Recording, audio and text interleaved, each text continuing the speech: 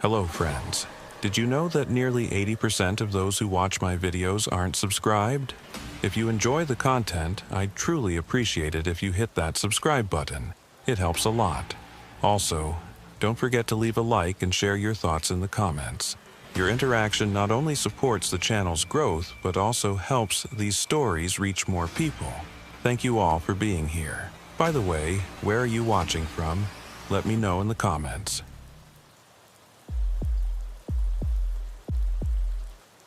My shift started at 11 o'clock p.m. I was working in the northern part of Deschutes County, Oregon. It was mid-November, and the nighttime temperature was close to freezing. The sky was hazy, and the moon was not clearly visible.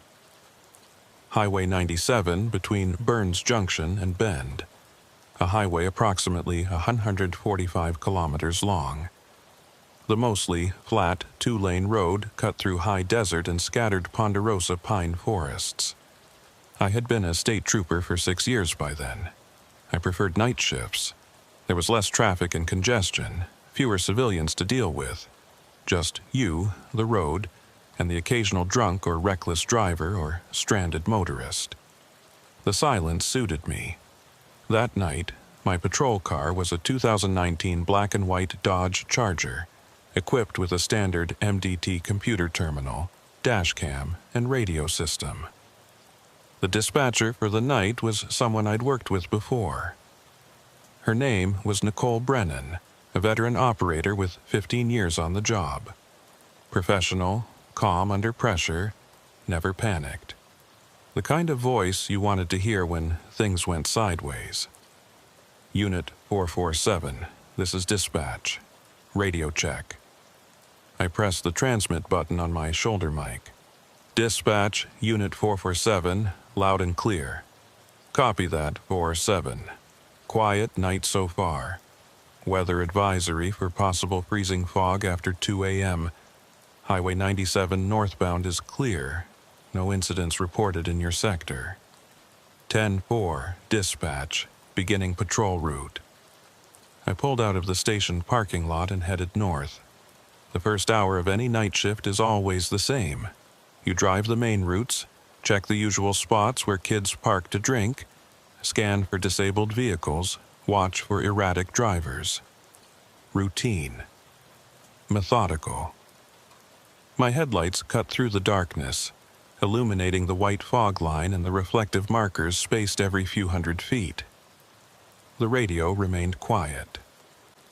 Dispatch occasionally checked in with other units covering different sectors, but my area was dead.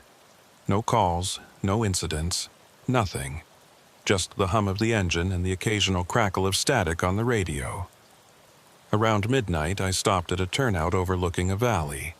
I stepped out of the vehicle to stretch my legs and check my equipment. The air was cold and still. No wind. The kind of silence that makes you aware of every sound you make. The creak of my duty belt, the scrape of my boots on gravel, the metallic click of my flashlight as I tested it. That's when I noticed the first strange detail. My phone had no signal. Not unusual in this area, there were plenty of dead zones in the high desert where cell towers didn't reach. But I'd had full bars when I left the station less than an hour ago, and this particular turnout usually had at least 1 or 2 bars. I checked the phone again. No signal, not even a single bar.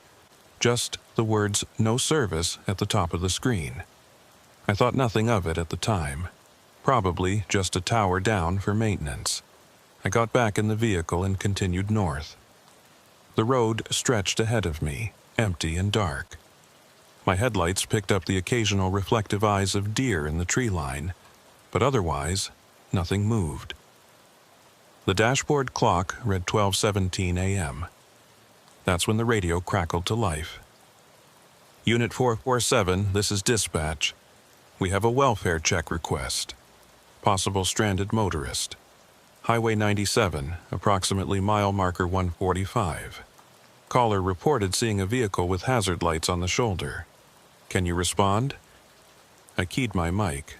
Dispatch 447. Copy that. En route to mile marker 145, ETA about 12 minutes. 10 to 4, 447, advise when on scene. I increased my speed, heading north toward the location. Mile marker 145 was in a particularly isolated stretch of highway, surrounded by dense forest on both sides. No houses, no businesses, no streetlights, just road and trees and darkness.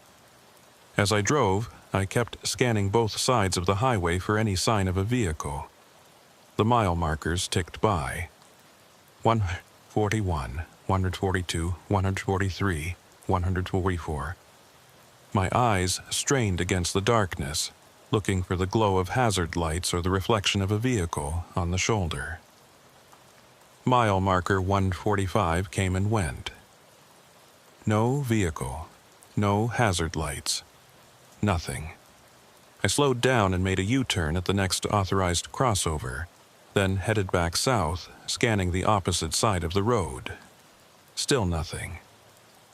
I drove past mile marker 145 again, this time checking every possible pull-out and shoulder area within a quarter-mile radius. Nothing. The road was completely empty. I keyed my mic. Dispatch 447. I'm at mile marker 145. No vehicle visible on either side of the highway. No signs of a stranded motorist.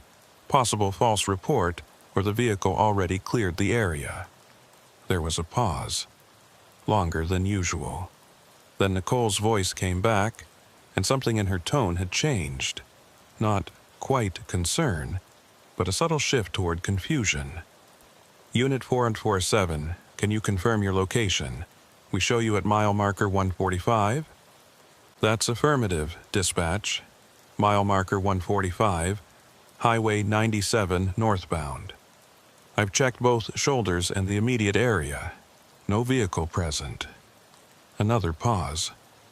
I could hear her typing on her keyboard, the faint click of keys transmitted through the open mic. 447, we're showing the original call came in at 12:09 a.m. Caller reported a dark-colored sedan, possibly a Honda, with hazard lights on the northbound shoulder at mile marker 145. Caller stated the vehicle appeared to be disabled. Copy that, dispatch. But there's nothing here. Do you have callback information for the reporting party? More typing. Then Nicole's voice again, and this time I definitely heard the confusion. 47, that's strange. The call log shows the incident was called in, but there's no callback number listed. No name, no vehicle description beyond what I already gave you. The log entry is incomplete. I frowned. That wasn't normal. Every call that came into dispatch was logged with detailed information. Caller name, callback number, location, nature of the complaint. Even anonymous calls from payphones or blocked numbers showed up as unknown caller with a notation. But an incomplete log entry? That was unusual. Dispatch, can you pull the recorded call? Maybe we can get more information from the audio. Standby 447. I sat in my vehicle at mile marker 145, engine idling, watching the empty road. My headlights illuminated maybe 200 feet of asphalt ahead, then nothing but darkness. The trees on either side of the highway were dense, their branches reaching across the shoulder like grasping fingers. The radio crackled. 447, I'm having trouble accessing the recorded call. The system shows it exists, but when I try to play it back, I'm getting an error message. I'm going to have to contact IT support to see what's going on.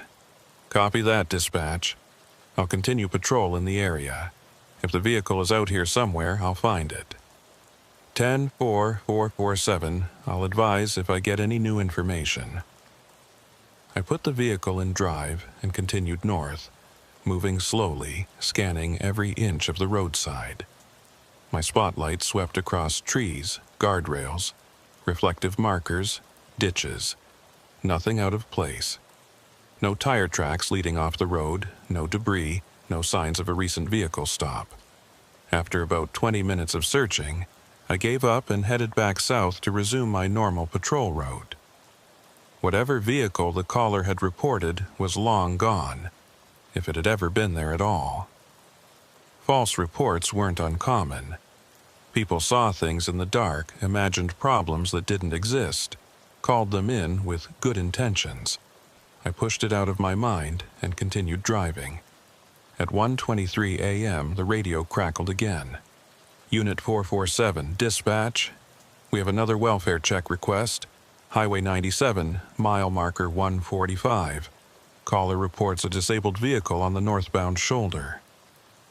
I felt a cold prickle run down my spine. I keyed my mic slowly. Dispatch, can you repeat that? Unit 447, welfare check requested. Highway 97, mile marker 145, disabled vehicle northbound shoulder. Dispatch, I was just at that location less than an hour ago. There was no vehicle present. Copy that, 447. But we have a new call reporting the same location. Can you respond? I hesitated. Something about this felt wrong. The same location, the same type of call, within an hour of the first one. But dispatch was asking me to respond, so I had no choice. 10-4, dispatch, en route to mile marker 145. Copy, 447. Advise when on scene. I turned the vehicle around and headed back north. As I drove, I tried to make sense of it. 2 calls, same location, same description. Maybe the first vehicle had broken down, managed to limp away, then broken down again in the same spot. Or maybe it was a different vehicle entirely, and the location was just a coincidence. But it didn't feel like a coincidence. Mile marker 145 appeared in my headlights. I slowed down, scanning the shoulder. Nothing, just like before. Empty road, dark trees, silence. I pulled onto the shoulder and put the vehicle in park. Got out. The air was colder now, and I could see my breath.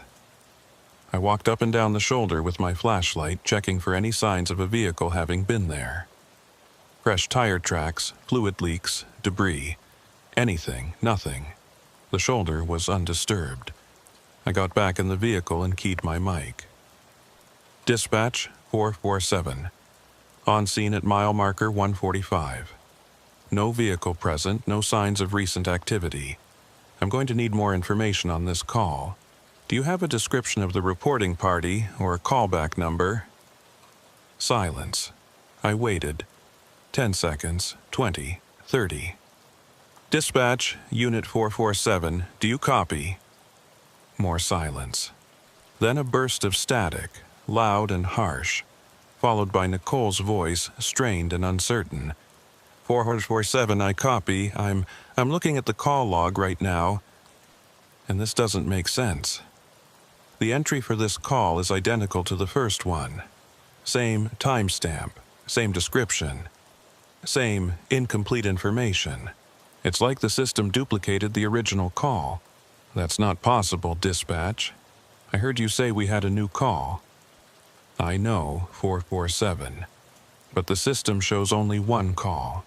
The original one from 12:09 a.m. There's no second call logged.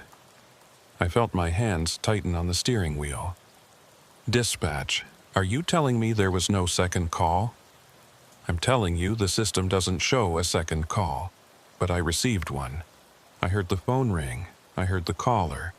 But when I try to pull up the log entry, there's only the original call from 12:09. I sat in silence, trying to process what she was saying.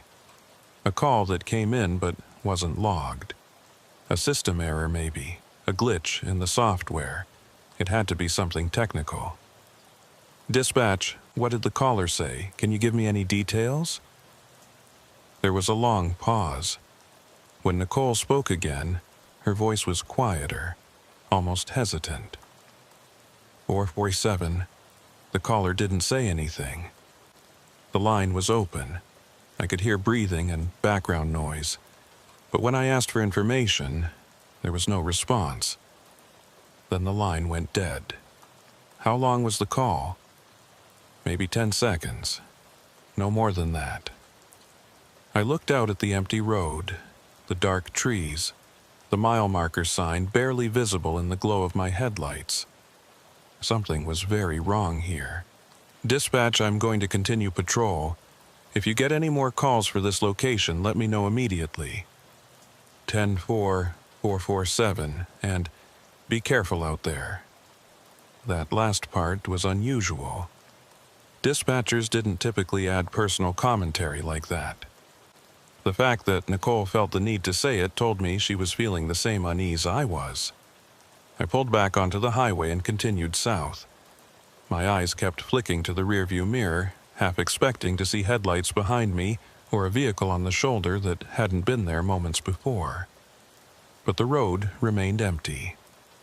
At 2:14 a.m., I pulled into a rest area about 15 miles south of mile marker 145. I needed coffee and a few minutes to clear my head. The rest area was deserted. Just a small parking lot, a couple of bathroom buildings, and a covered picnic area. No other vehicles. I poured coffee from my thermos and sat in the driver's seat with the door open, listening to the night. The weather advisory Nicole had mentioned earlier was coming true. Fog was starting to roll in, thin wisps at first, then thicker patches that reduced visibility to maybe 50 feet. My phone still showed no signal. I was about to close the door and get back on the road when the radio crackled. Unit 47, dispatch. Go ahead, dispatch. We have a welfare check request. Highway 97, mile marker 145, disabled vehicle, northbound shoulder. My blood went cold. Dispatch, say again. Unit 447, welfare check. Highway 97, mile marker 145, disabled vehicle on the shoulder. Can you respond? I stared at the radio, my mind racing. This was the third time, the exact same call, the exact same location. This wasn't a coincidence. This wasn't a system glitch. Dispatch, I need you to listen to me very carefully. This is the third call for the same location. Something is wrong. Are you sure you're receiving an actual call and not some kind of system loop? 447, I understand your concern, but I'm looking at an active call right now. The caller is on the line.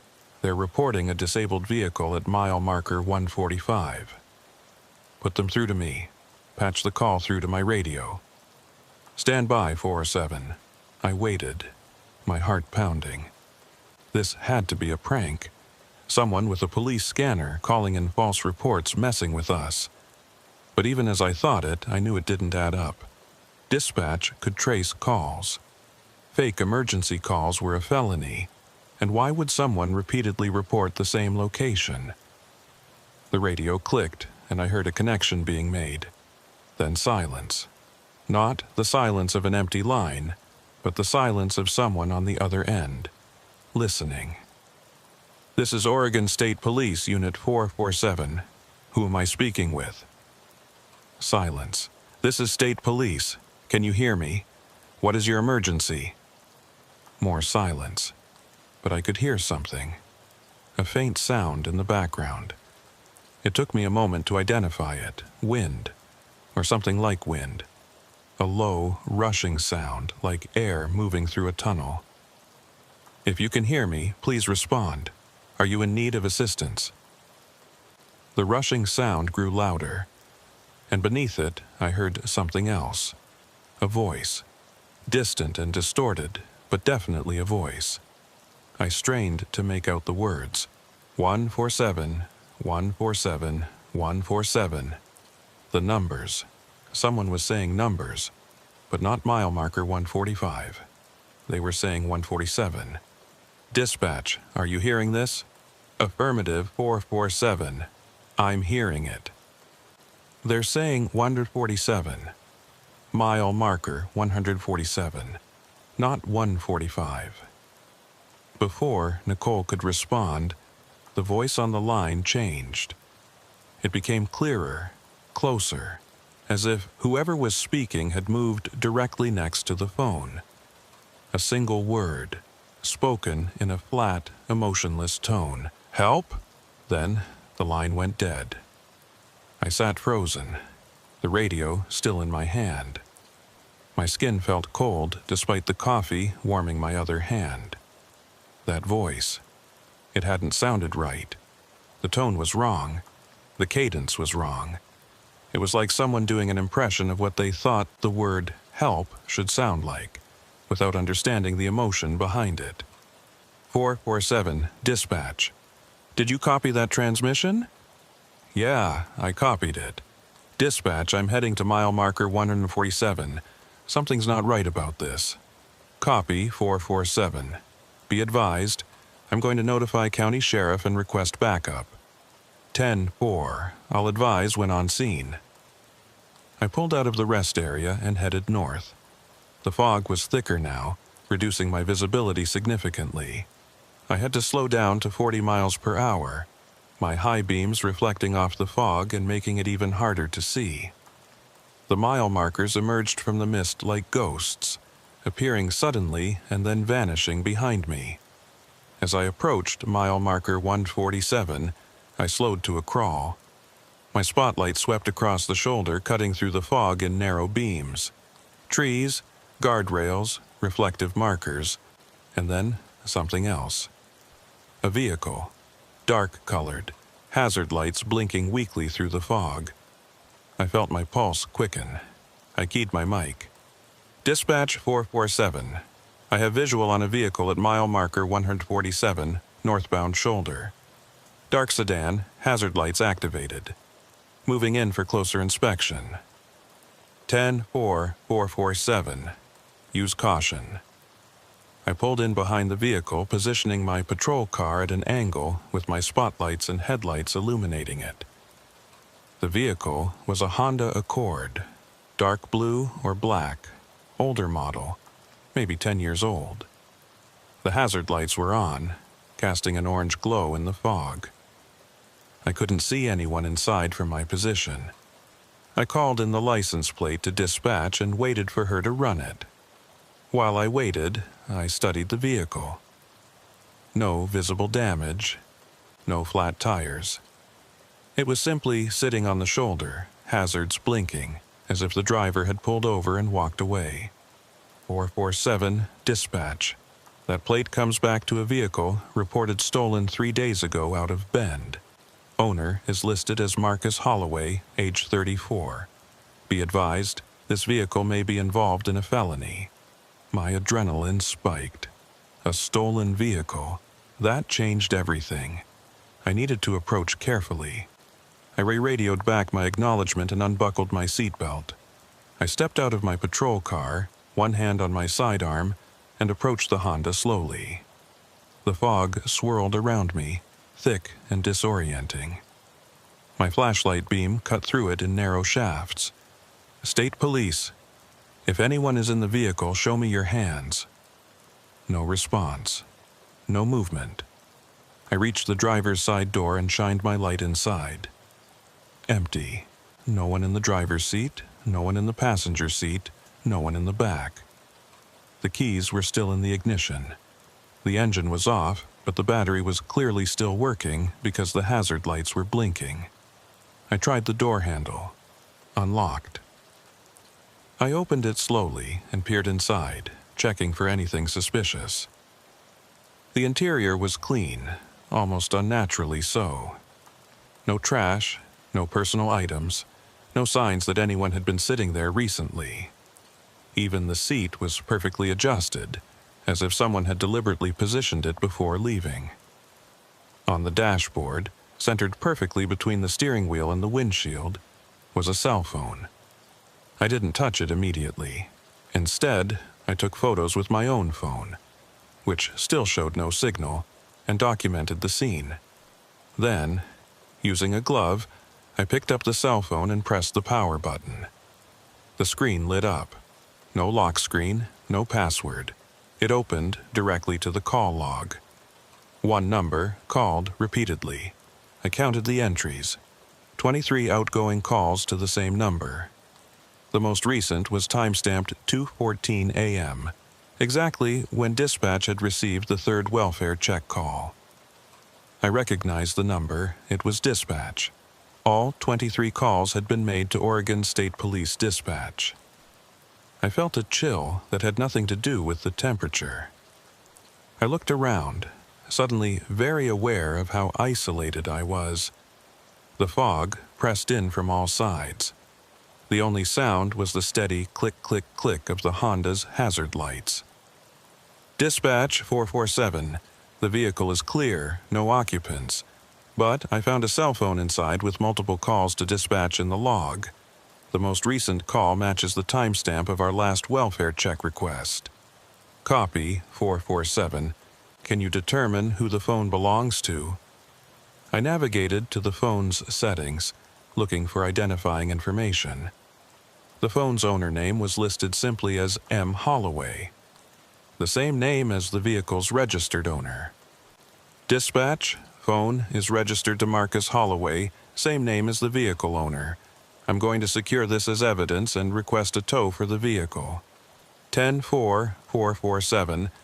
I'll contact a tow service. Backup is en route. ETA 20 minutes. 20 minutes. I looked at my watch. 2:47 a.m.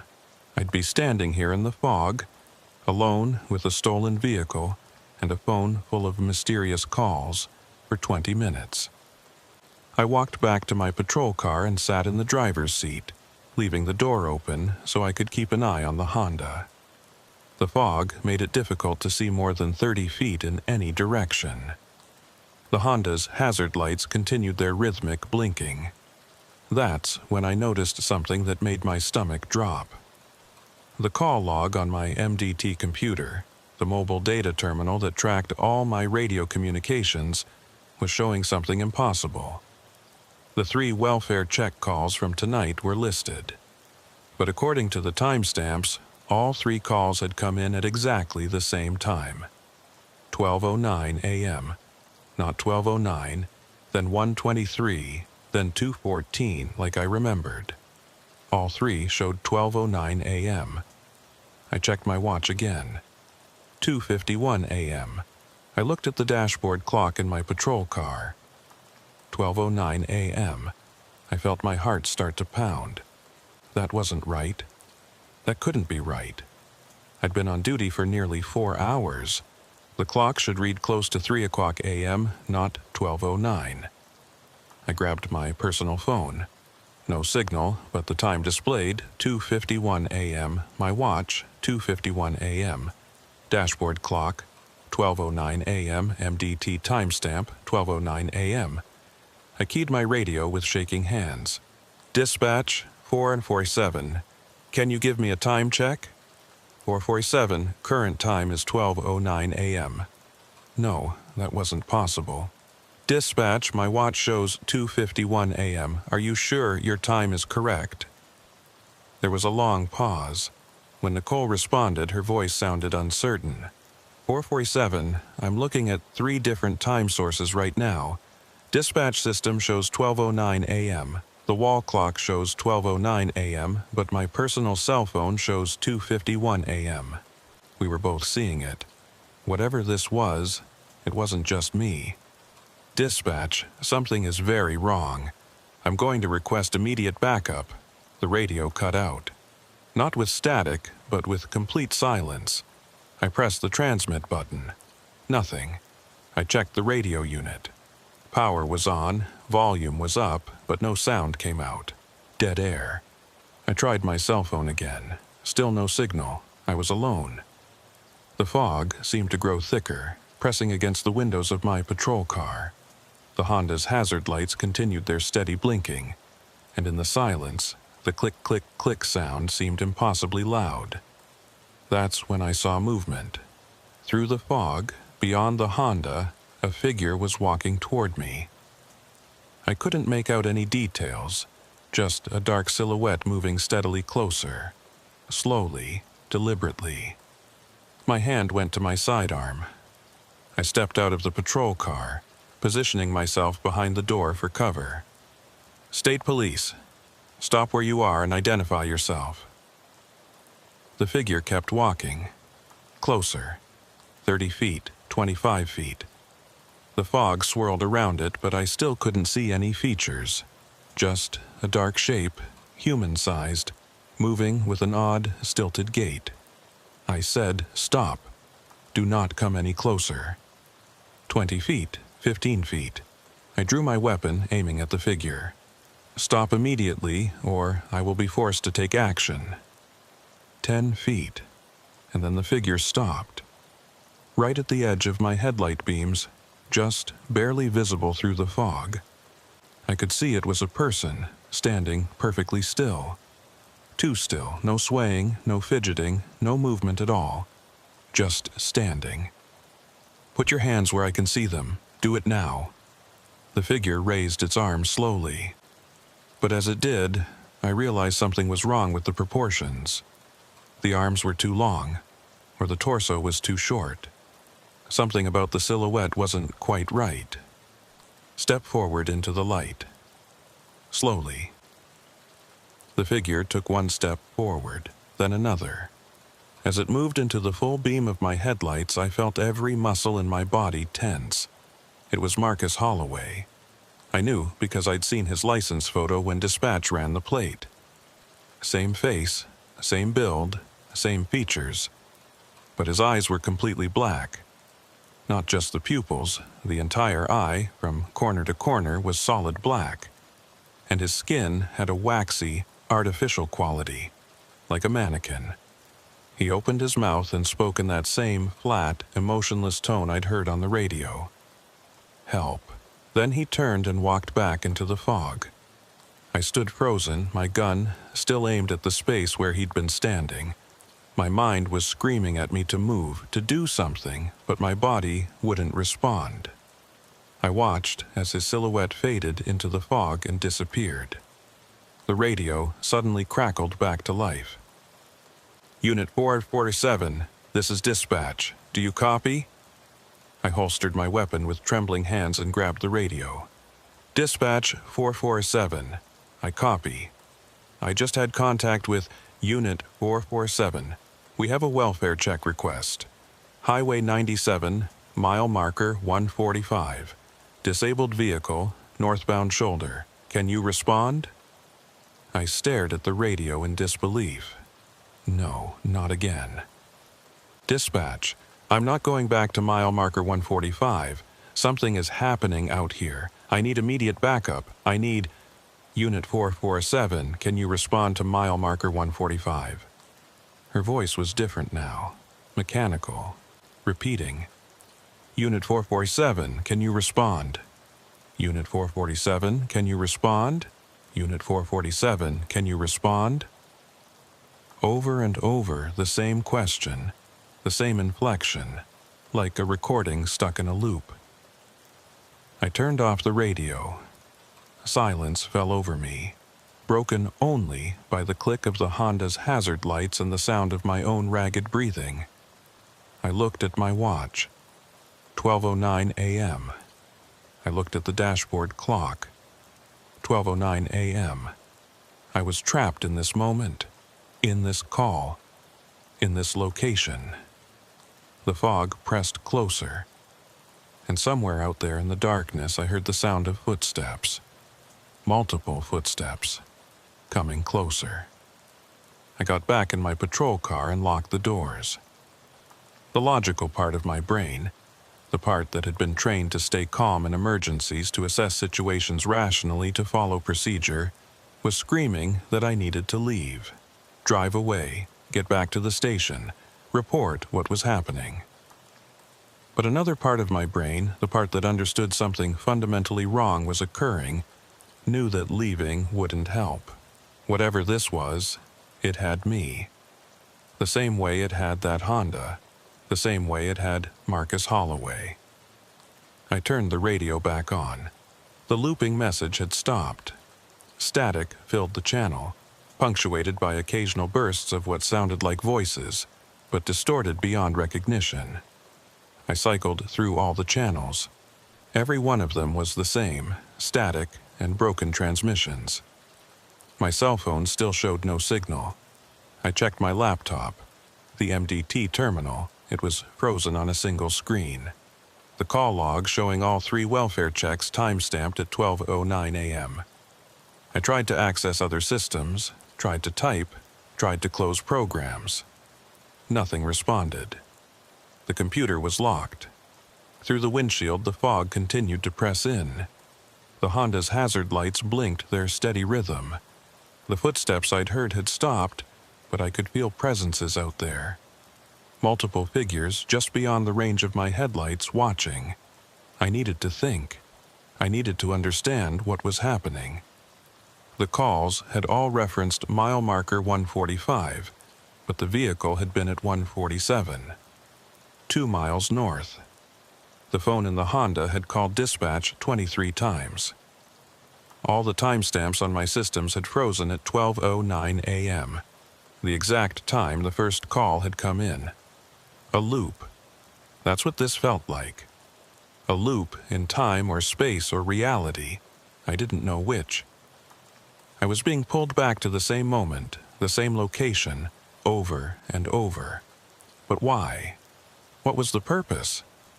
I grabbed my notebook and pen, old school but reliable, and started writing down everything I could remember.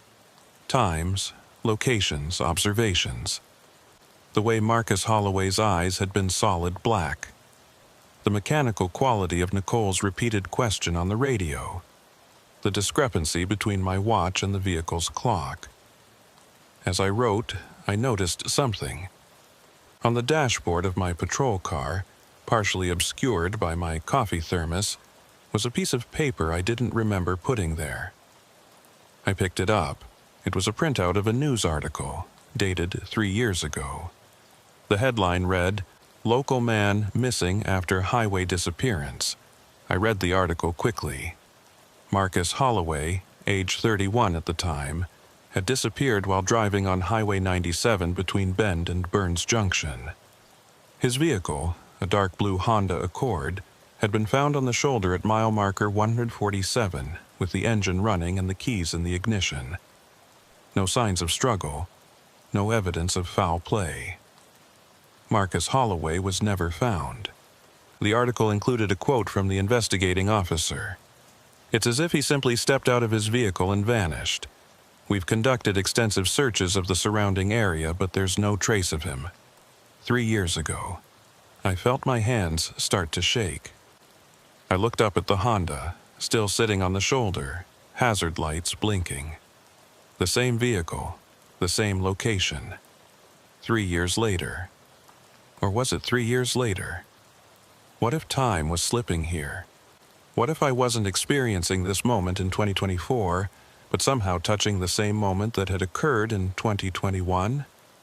The thought made my head spin. I forced myself to focus. I needed more information. I grabbed my flashlight and stepped out of the patrol car, moving quickly to the Honda. I had to get a better look inside, see if there was anything else that might explain what was happening. The driver's side door was still open from my first inspection. I leaned in, shining my light across every surface. The interior was exactly as I'd seen it before. Clean, empty, sterile. Almost like it had been staged. I opened the glove compartment. Inside was a single item, a small digital voice recorder. I picked it up carefully using my glove. The device was old, the kind journalists used to use before smartphones made them obsolete. There was a mini cassette inside. I pressed play. A voice crackled through the tiny speaker. Marcus Holloway's voice, I assumed, though it sounded strained and frightened. "This is Marcus Holloway. It's November 8th, 2021. If anyone finds this, please listen. I don't know what's happening to me." I was driving north on 97, heading home to Bend. It was around midnight. Clear night, no fog, good visibility. I saw a vehicle on the shoulder with its hazard lights on. It looked like someone needed help. A pause, breathing. I pulled over to check on them, but when I got out of my car, there was no one there. The vehicle was empty. A dark SUV, I think. I couldn't see it clearly. I tried to call 911, but my phone had no signal. so I got back in my car and tried to leave. Another pause, this one longer. I can't leave. I've been driving for what feels like hours, but I keep ending up back at the same spot. Mile marker 147. The same vehicle is still on the shoulder. I've tried going north, going south, doesn't matter. I always end up back here. And now I'm seeing things. People walking in the darkness. They look human, but they're not. They're watching me. His voice dropped to a whisper. I think they want me to stay. I think this place, this spot on the highway, I think it traps people. I don't know how or why, but I can feel it pulling at me. Like gravity, but worse. Every time I try to leave, the pull gets stronger, and the people in the darkness, they get closer. Static, then his voice again, barely audible. If you're hearing this, don't stop here. Don't try to help anyone on this stretch of road, just drive. Don't stop. Don't. The recording cut off abruptly. I stood there holding the voice recorder, my heart pounding so hard I could hear it in my ears. Marcus Holloway had experienced the exact same thing I was experiencing now, 3 years ago. He'd been trapped in the same loop, seen the same figures in the darkness, and he'd never escaped.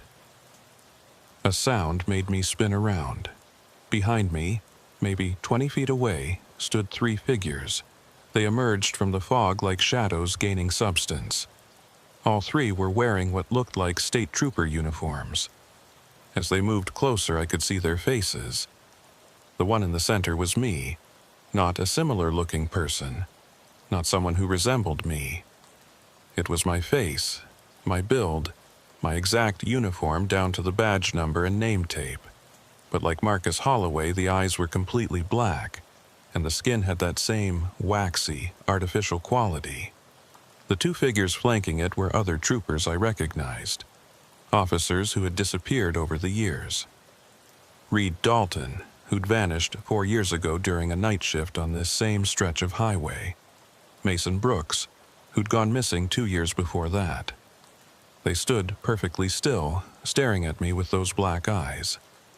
The figure with my face opened its mouth and spoke in my voice. Unit 447, this is dispatch. We have a welfare check request. I backed away slowly, my hand moving to my sidearm. But I knew, somehow, that shooting them wouldn't help. They weren't really here. Or maybe they were too here. Copies, echoes, imprints of people who'd been caught in this loop. Stay back, I said, trying to keep my voice steady. I'm warning you. They didn't move. They just stood there, watching. And then, in perfect unison, all 3 of them tilted their heads to the left at an unnatural angle. The movement was jerky, mechanical, like marionettes being manipulated by an unskilled puppeteer. I turned and ran back to my patrol car, yanking the door open and diving inside. I locked the doors and started the engine, my hands shaking so badly I could barely grip the steering wheel. I needed to get out of here. Loop or no loop, trap or no trap, I needed to try. I put the car in drive and pressed the accelerator.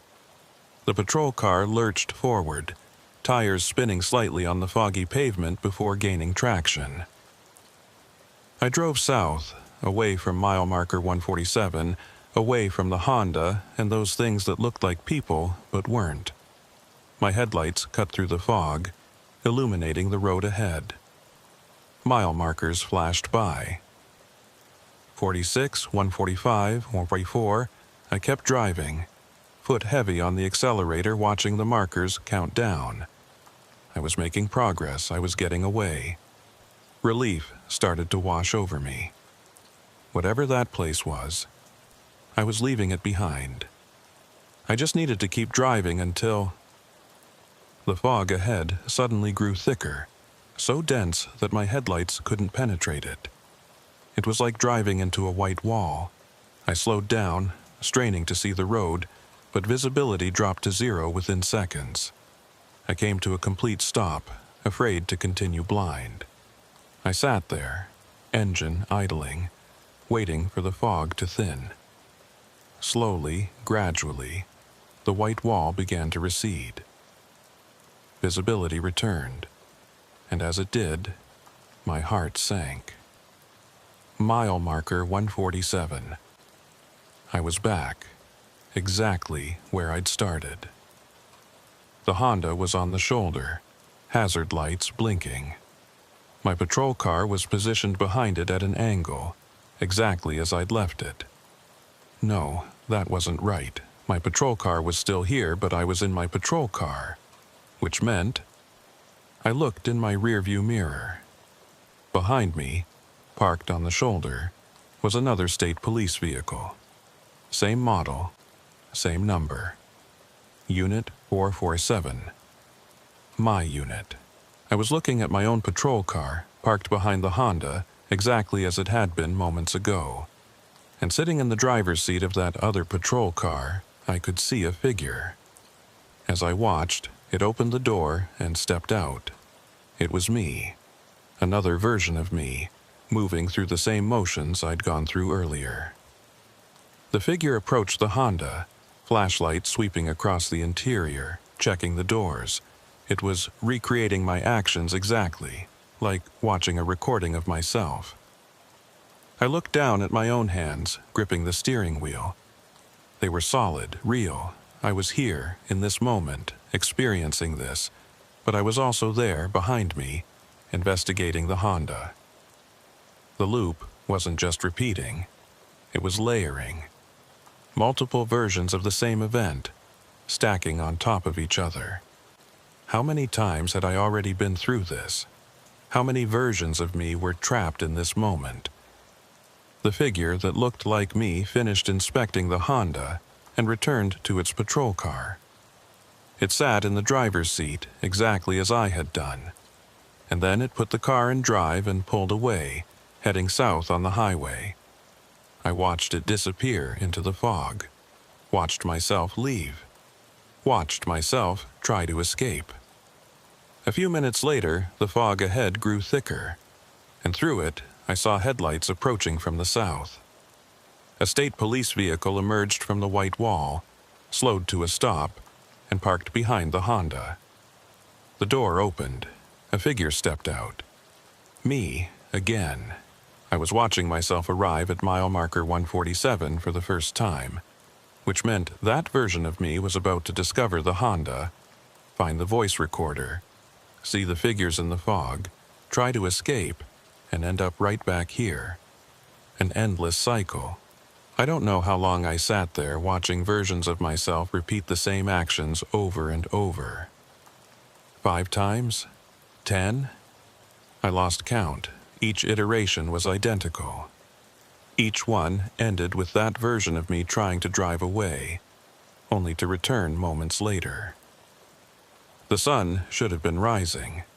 My shift should have been over. But when I checked my watch, it still read 12:09 a.m. Time had stopped, or I was caught outside of time, or time had become meaningless in this place. I tried the radio again. This time, instead of static, I heard a voice, Nicole's voice. But it sounded different, strained, frightened. 447, if you can hear me, please respond. We've lost contact with multiple units on Highway 97. Reed Dalton, Mason Brooks, Harris Cole. They all went missing investigating welfare checks at the transmission cut out. Harris Cole. That was a name I didn't recognize. I grabbed my notebook and wrote it down, then tried to pull up dispatch records on my MDT. Still frozen, but I had my smartphone, and even though it had no signal, I downloaded backup copies of personnel files as months ago for reference. I scrolled through the files. Harris Cole. Oregon State Police. Disappeared 6 years ago during a night shift on Highway 97. Last known location. Mile marker 147. 6 years ago. Before Reed Dalton. Before Mason Brooks. Before Marcus Holloway. How long had this been happening? How many people had been caught in this trap? I searched for more names, looking for any pattern. Over the past decade, 7 people had disappeared on this stretch of highway, all of them between midnight and 5 a.m., all of them somewhere near mile marker 145 to 147, all of them investigating welfare check calls for disabled vehicles. 7 people. 7 disappearances. And now me. But I wasn't gone yet. I was still conscious, still aware, still able to think and reason. The others, the figures in the fog with black eyes, they'd been absorbed completely, transformed into something else. I still had time. I needed to find a way to break the loop. Marcus Holloway's recording had said he felt a pull, like gravity, drawing him back to this spot. Maybe that was the key. Maybe this place, this specific location, was somehow anchored. A fixed point that trapped anyone who stopped here. But why? What made this spot different? I pulled up mapping data on my phone, zooming in on mile marker 147. The location was unremarkable. Just highway, forest, and high desert. No historical significance that I could find. No accident reports beyond the disappearances. No geological anomalies noted. Unless there was something underground. A cave system, maybe, or old mining tunnels. This part of Oregon had been heavily mined in the 1800s and early 1900s.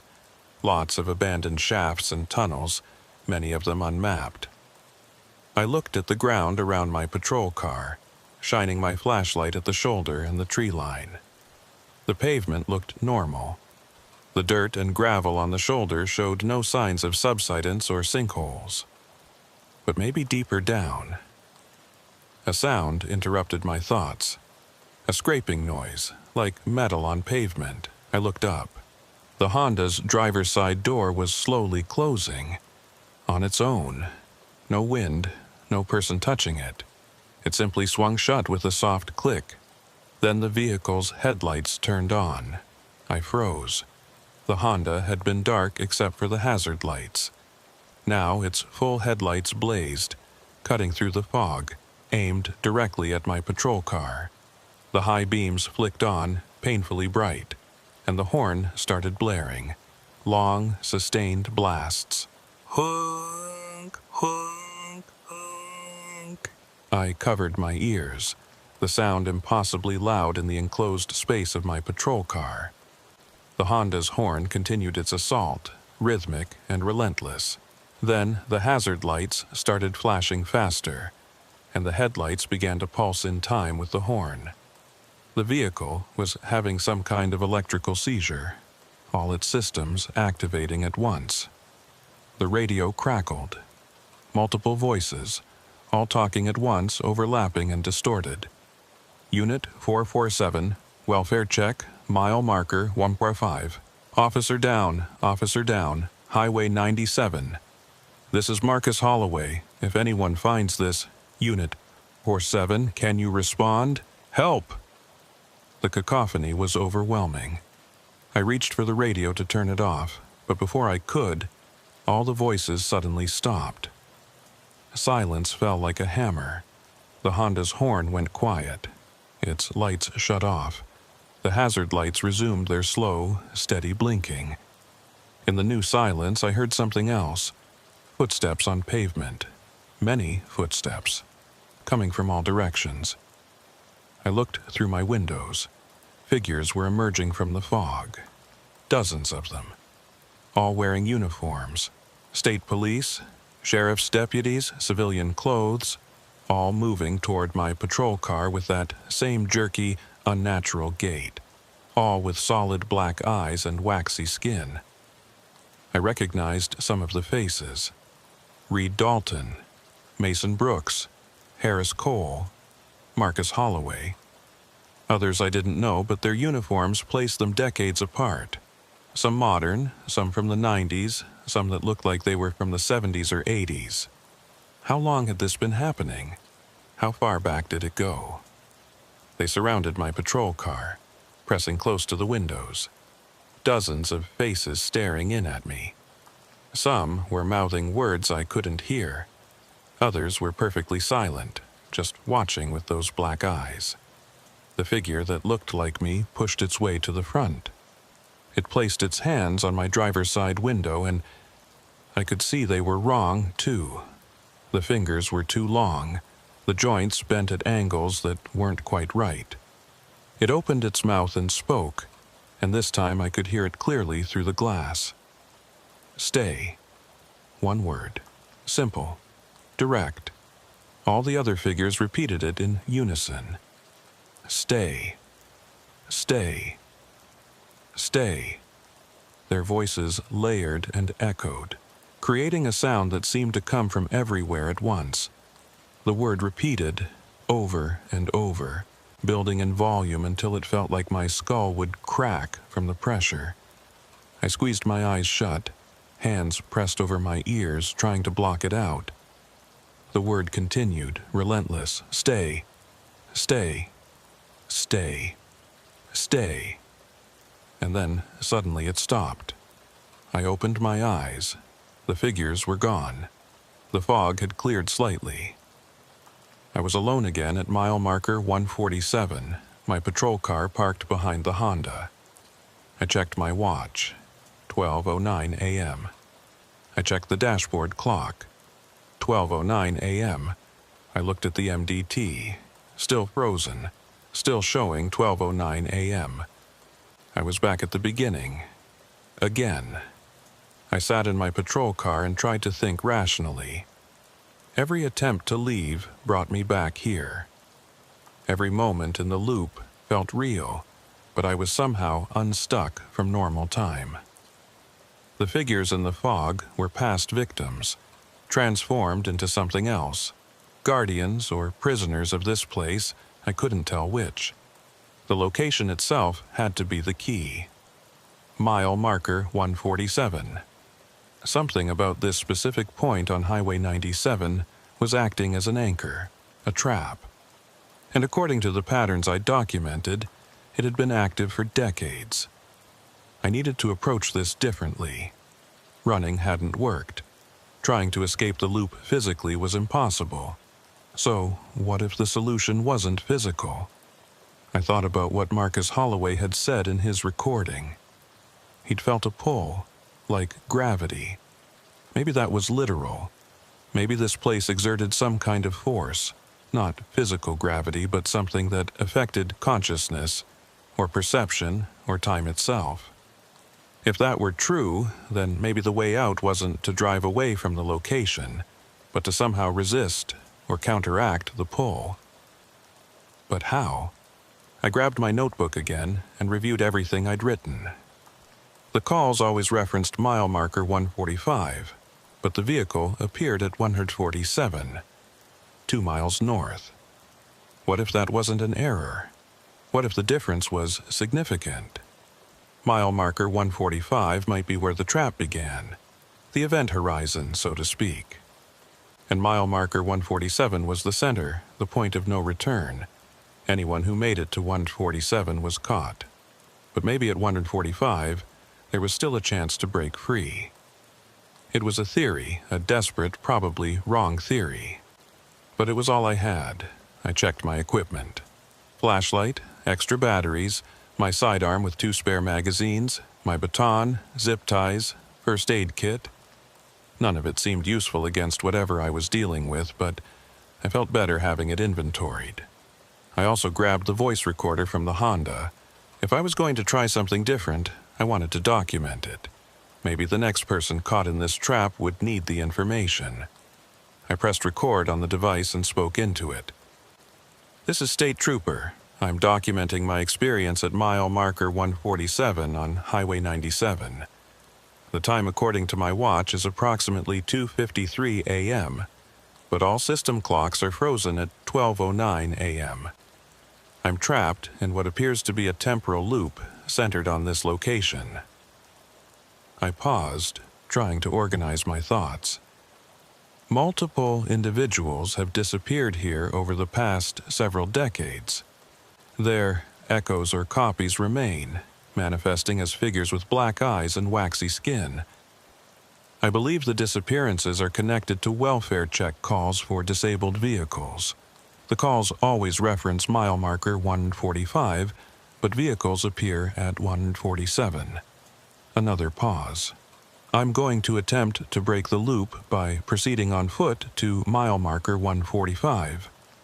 If I don't return from this, whoever finds this recording should know. Don't stop at mile marker 147. Don't investigate welfare checks in this area. This place traps people. It's been doing it for a long time, maybe longer than we know. I stopped the recording and slipped the device into my pocket. Then I got out of my patrol car. The air was cold and thick with fog. My breath came out in clouds. I closed the door behind me and locked the vehicle. A pointless gesture, but habit ran deep. I started walking south along the shoulder of the highway, my flashlight cutting through the fog. The Honda's hazard lights blinked behind me, growing fainter as I put distance between us. 1 mile. I needed to walk 1 mile to reach mile marker 145. At a steady pace, maybe 15 or 20 minutes, I walked in silence, listening for any sign of the figures. But the fog remained empty. Only my footsteps on gravel broke the quiet. After what felt like the right amount of time, I stopped and shined my flashlight on the road. I should have passed at least 1 mile marker by now, but I hadn't seen any. I looked behind me. The Honda's hazard lights were still visible in the distance, faint orange pulses in the fog. I'd been walking away from it for 20 minutes. Those lights should have been long out of sight by now. I turned and continued walking. Another 10 minutes. Still no mile marker. And when I looked back, the Honda was still there, exactly the same distance away. I wasn't moving, or rather, I was walking, but the distance wasn't changing. It was like being on a treadmill, endless motion, with no progress. I stopped and stood still, considering my options. If I couldn't move away from mile marker 147 on foot, then maybe I needed to move toward something instead. But what? That's when I noticed it. To my left, barely visible through the fog, was a break in the tree line, a narrow path or access road leading into the forest. I hadn't noticed it before during any of my patrols. In fact, I was certain it hadn't been there, but it was there now. I hesitated. Every instinct told me not to leave the highway. Stay on the road. Stay visible. Don't go into the woods at night with poor visibility and no backup. But I was already in an impossible situation.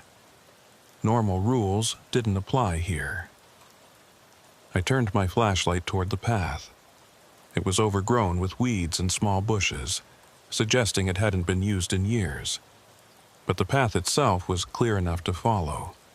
It led directly into the forest, disappearing into darkness after about 20 feet. I pulled out the voice recorder again and documented what I was seeing. Then I took a deep breath and stepped off the highway. The ground beneath my feet changed immediately. The firm pavement of the highway shoulder gave way to soft earth and dead leaves.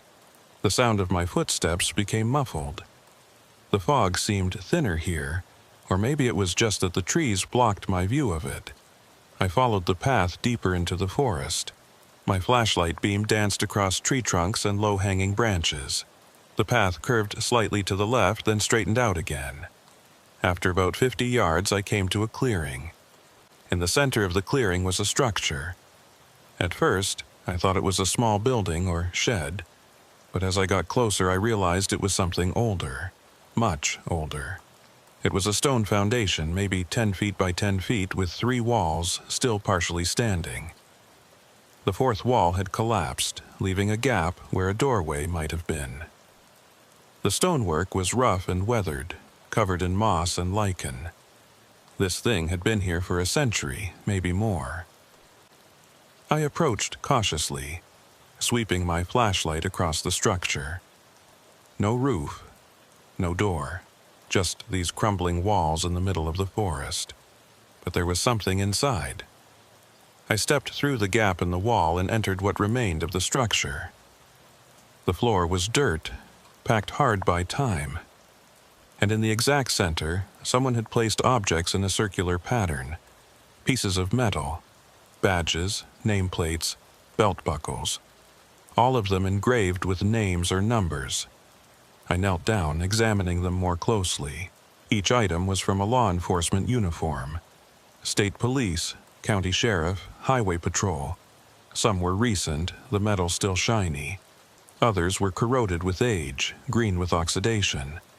I recognized some of the names: Reed Dalton, Mason Brooks, Harris Cole, and there, near the edge of the circle, a badge with my name on it. Unit 47. My badge. But I was still wearing my badge. I looked down and confirmed it was clipped to my uniform. So how could my badge also be here, in this circle of items, unless it was a copy, or a future version, or something left behind by one of my loop iterations? In the center of the circle, sitting on a flat stone, was a human skull. I stood up quickly, my hand moving instinctively to my sidearm, but I didn't draw. There was no threat here, just evidence of something ancient and wrong. The skull was old, the bone yellowed with age.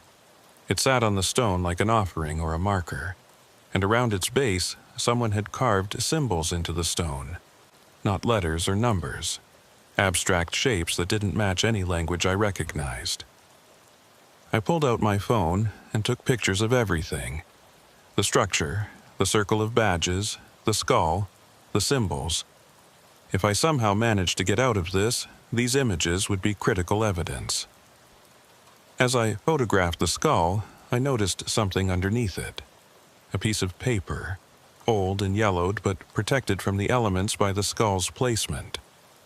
I carefully lifted the skull, trying not to think about whose remains these were, and retrieved the paper.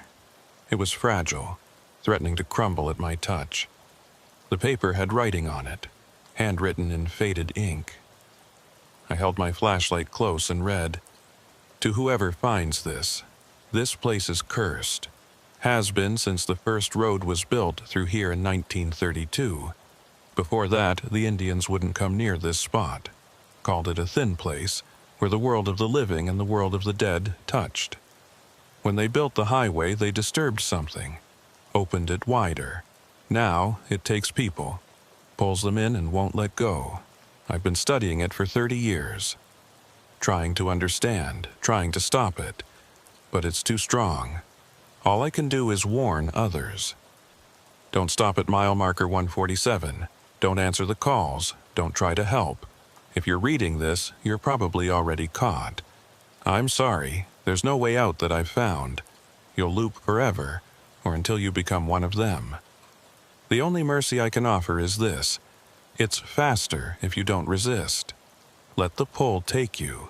Become part of the place. It's better than being aware forever." Sheriff Thomas Wade, 1963. This sheriff had been investigating the disappearances 60 years ago, and he'd been caught too. Was his skull the one sitting on the stone, or had he managed to escape long enough to write this warning before vanishing? I felt a wave of despair wash over me. If someone studying this place for 30 years couldn't find a way out, what chance did I have? But then I noticed something else on the paper. A second note, written in different handwriting, squeezed into the margin. Wade was wrong. There is a way. The pull is strongest at the center, weakest at the edge. You can't resist it from the center. You have to make it to the boundary before the first call completes. After that, you're in the loop. But before, if you're fast enough, you can break free. The boundary is at mile marker 145. You have to reach it before 12:09 a.m. becomes permanent. Once the time locks, you're trapped. Harris Cole, 2018. Harris Cole, the officer who disappeared 6 years ago. He'd figured something out. He'd discovered a potential escape method. But clearly, he hadn't succeeded, because his badge was in the circle with all the others. Still, it was more hope than I'd had before. I checked my watch. 12:09 a.m. Still frozen. Which meant I was past the point Cole was describing. The time had already locked for me. I was in the permanent loop, unless I could somehow unlock it. I thought about what Cole had written. The pull is strongest at the center, weakest at the edge. I was at the center, mile marker 147, and I'd tried to reach the edge, mile marker 145, but couldn't make progress. But maybe I'd been approaching it wrong. Maybe I couldn't walk to the edge. Maybe I had to be brought there. The welfare check calls. They all referenced mile marker 145. The calls were part of the trap mechanism, luring people to stop. But what if I could reverse it? What if I could use the call to pull myself toward 145 instead of being pulled toward 147? It was insane. I had no idea if it would work, but I was out of options. I carefully returned the skull to its position and pocketed the paper with the warnings. Then I made my way back through the forest to the highway. As I emerged from the tree line, I saw my patrol car exactly where I'd left it. The Honda's hazard lights blinked steadily. Everything was the same. I walked to my patrol car and got inside. Turned on the radio. Static, as expected. "Dispatch, this is Unit 447. Do you copy?" No response. "Dispatch, I need you to send me back to mile marker 145. I'm requesting to respond to the original welfare check call. The first call, the one that started this." Silence. Then, slowly, the static began to change. It formed patterns, rhythms, like a signal trying to break through interference. And then Nicole's voice, distant and distorted. "Unit 447, mile marker 145. Yes, dispatch. Mile marker 145. Send me there. I'm responding to the call." The radio went silent. For a long moment, nothing happened. Then my patrol car shuddered. The engine revved on its own, the transmission engaging without my input. The vehicle lurched forward, accelerating rapidly. I grabbed the steering wheel, trying to regain control, but the car wasn't responding to my inputs. It was driving itself, picking up speed, headlights cutting through the fog. Mile markers flashed by. 147. 146. 145. The car screamed past mile marker 145 without slowing. I was going south, away from the trap zone, but at nearly 90 miles per hour. The vehicle showed no signs of stopping. The steering wheel jerked in my hands as the car navigated curves without my help. And then, just as suddenly as it started, the vehicle slowed. The engine returned to normal. Control came back to my hands. I brought the car to a gradual stop on the shoulder and sat there, breathing hard, trying to process what had just happened. I checked the dashboard clock. 12:08 a.m. Not 12:09. 12:08. I'd gone backward in time. 1 minute. The loop had shifted. My watch showed 12:08 a.m. The MDT showed 12:08 a.m. Everything was synchronized at 1 minute before the first call. I looked around. The fog was thinner here. I could see maybe 100 feet in every direction.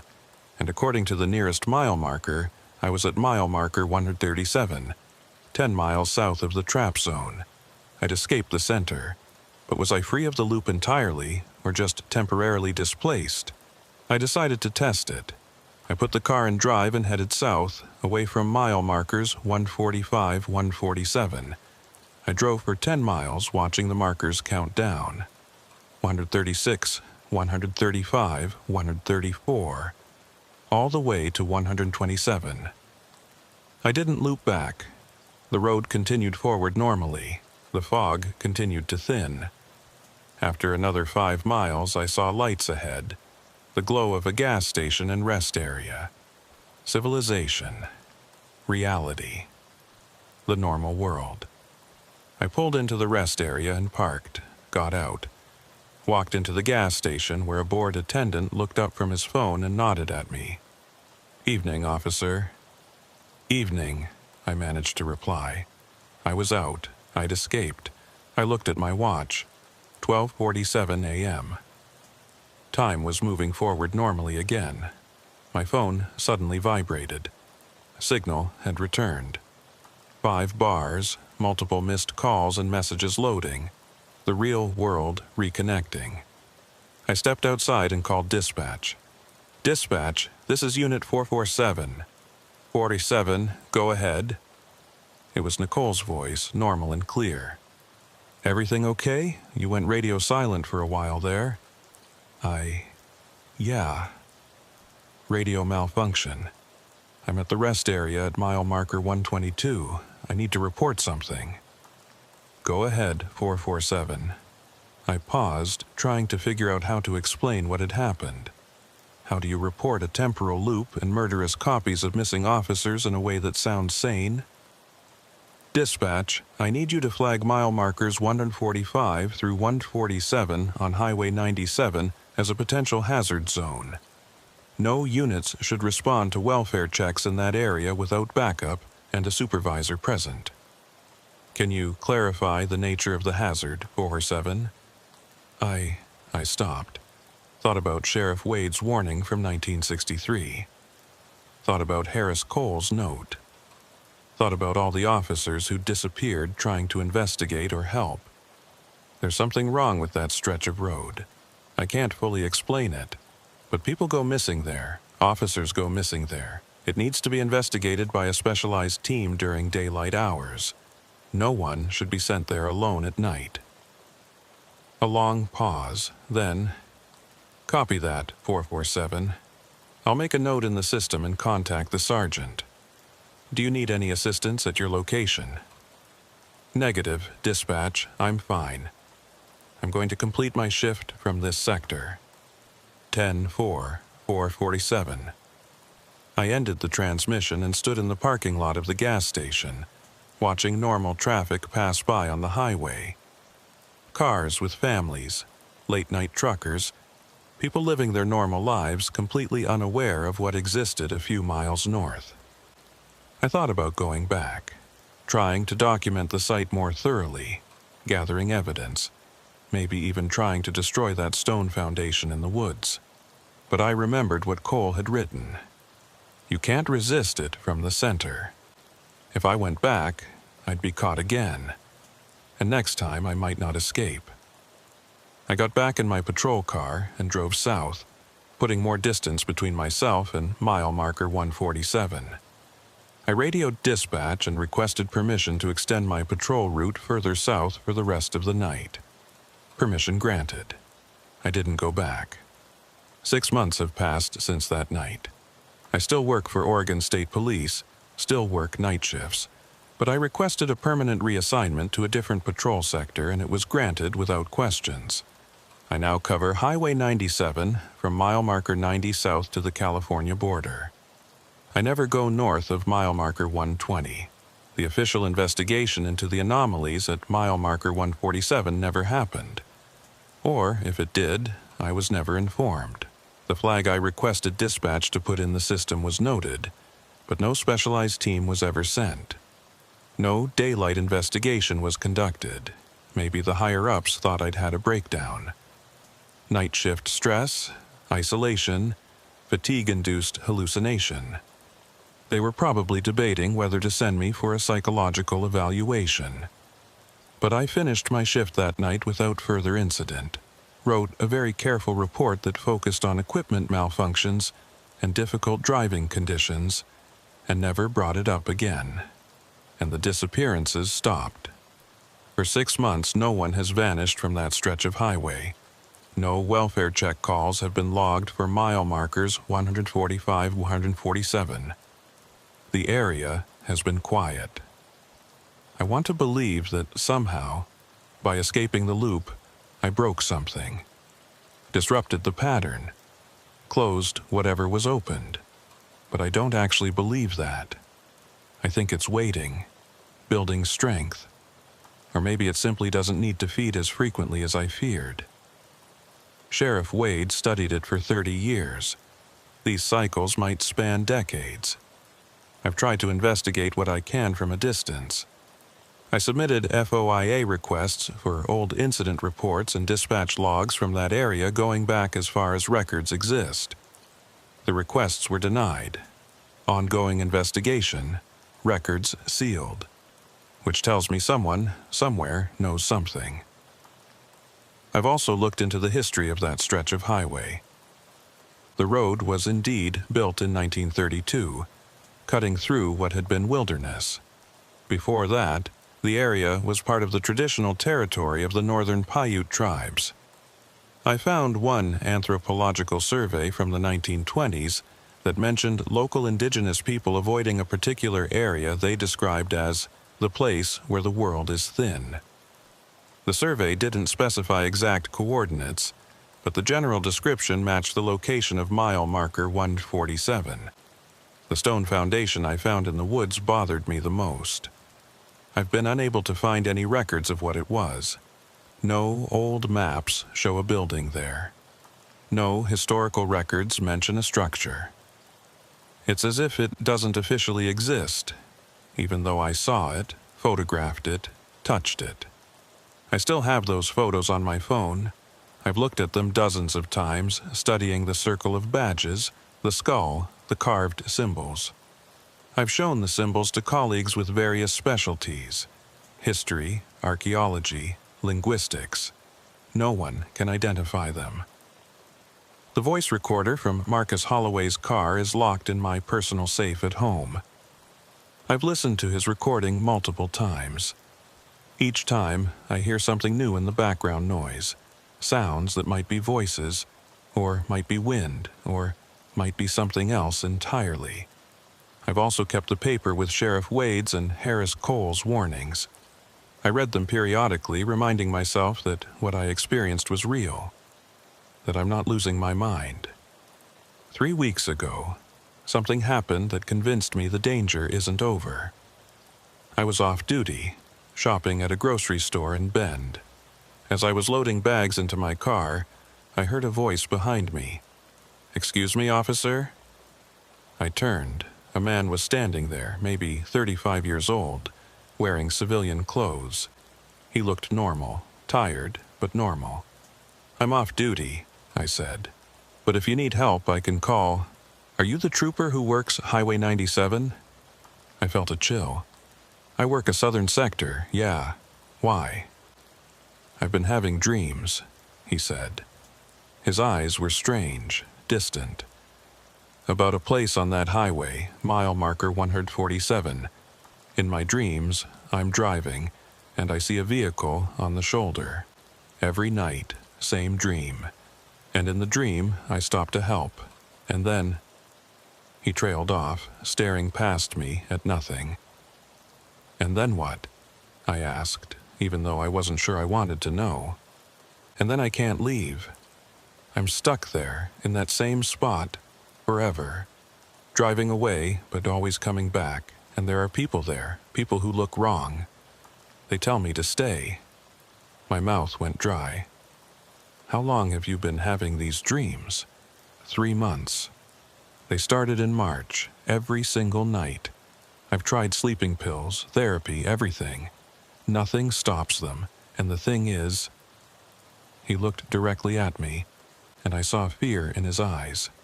Real, genuine terror. "The thing is, I've never driven on Highway 97. I've never been to that part of Oregon, but I know exactly what that place looks like. I could draw you a map, I could describe every tree, every crack in the pavement, and I know something is calling me there, pulling me, like it wants me to visit." I took a slow breath. "Don't go there. Whatever you do, don't drive to that location." I'm trying not to, but the pull gets stronger every day. It's like an itch I can't scratch, a voice I can't unhear. I don't know how much longer I can resist. I gave him my card. "If you feel like you're losing the ability to resist, call me immediately. day or night. Don't go there alone. Don't go there at all if you can help it. He took the card, nodded, and walked away. I watched him get into a Honda Accord, dark blue, older model, and drive off.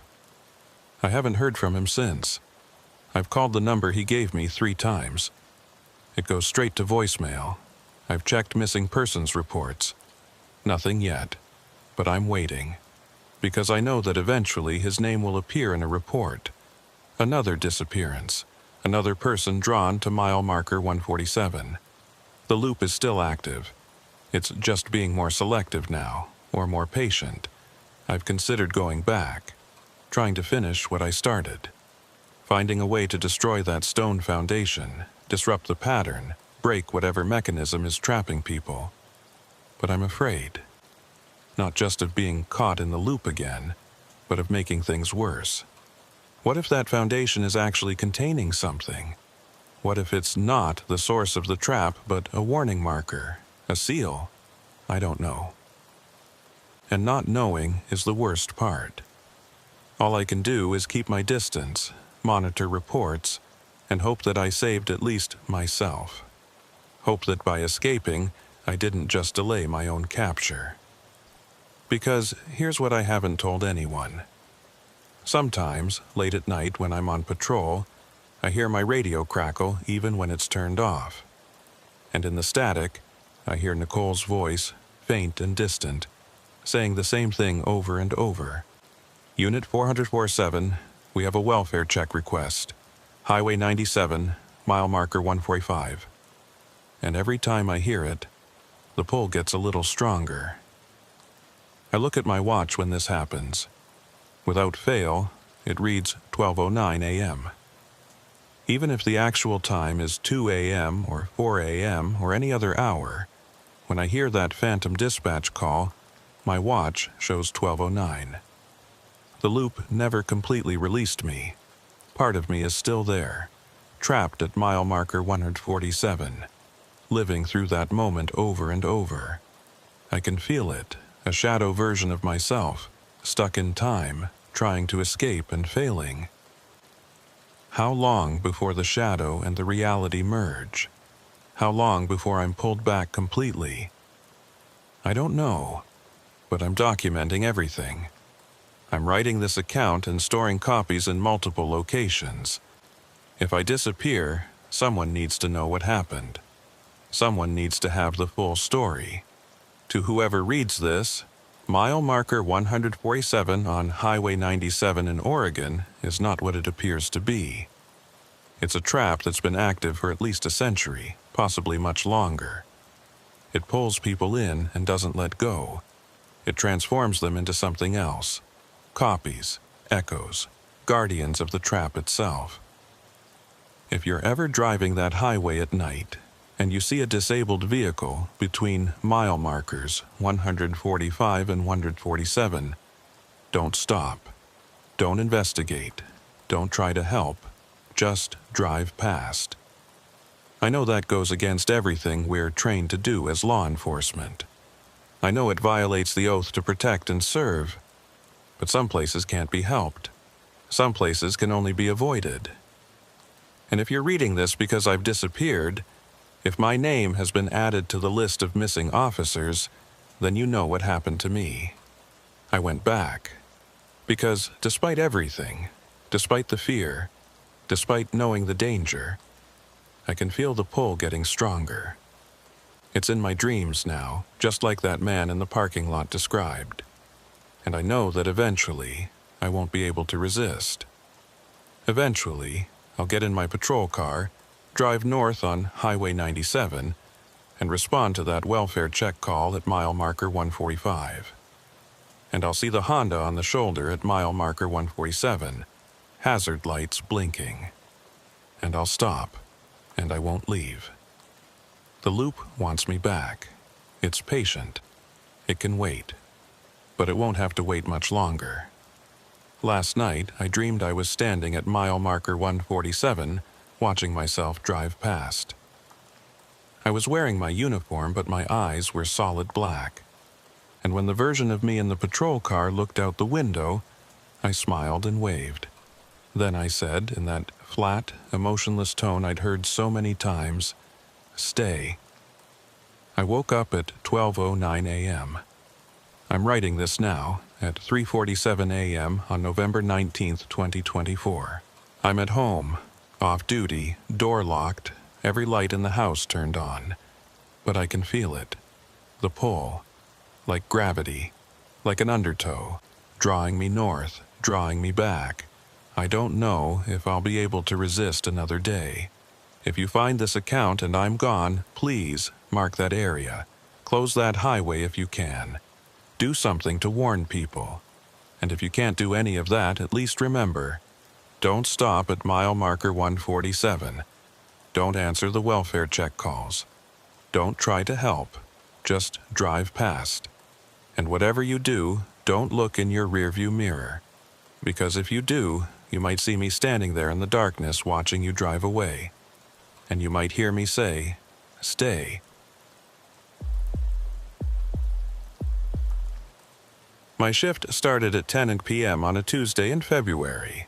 I was assigned to patrol a section of Interstate 80 in Wyoming, covering the stretch between Rawlins and Laramie. About 80 miles of highway cutting through high prairie and rolling hills. Winter weather, temperature hovering around 15 degrees Fahrenheit. Clear skies, no precipitation expected, but wind gusts up to 30 miles per hour were creating ground blizzard conditions in exposed areas. I'd been with Wyoming Highway Patrol for 4 years at that point. This was my usual sector, and I knew every mile of it. Every exit, every rest area, every spot where black ice formed when temperatures dropped. The night shifts suited me. Less traffic, more time to think, and the landscape took on a different quality in the darkness. Vast. Empty. Honest. My patrol vehicle was a 2020 Ford Explorer, white with gold striping, equipped with standard communication systems, dash cam, and emergency equipment. I did my pre-shift inspection, checked my gear, and pulled out of the station in Rawlins at 10:15 p.m. The dispatcher for the evening was a woman named Angela Martinez. She'd been with the department for 12 years, knew her job inside and out, and had a good sense of when to talk and when to stay quiet. Professional and reliable.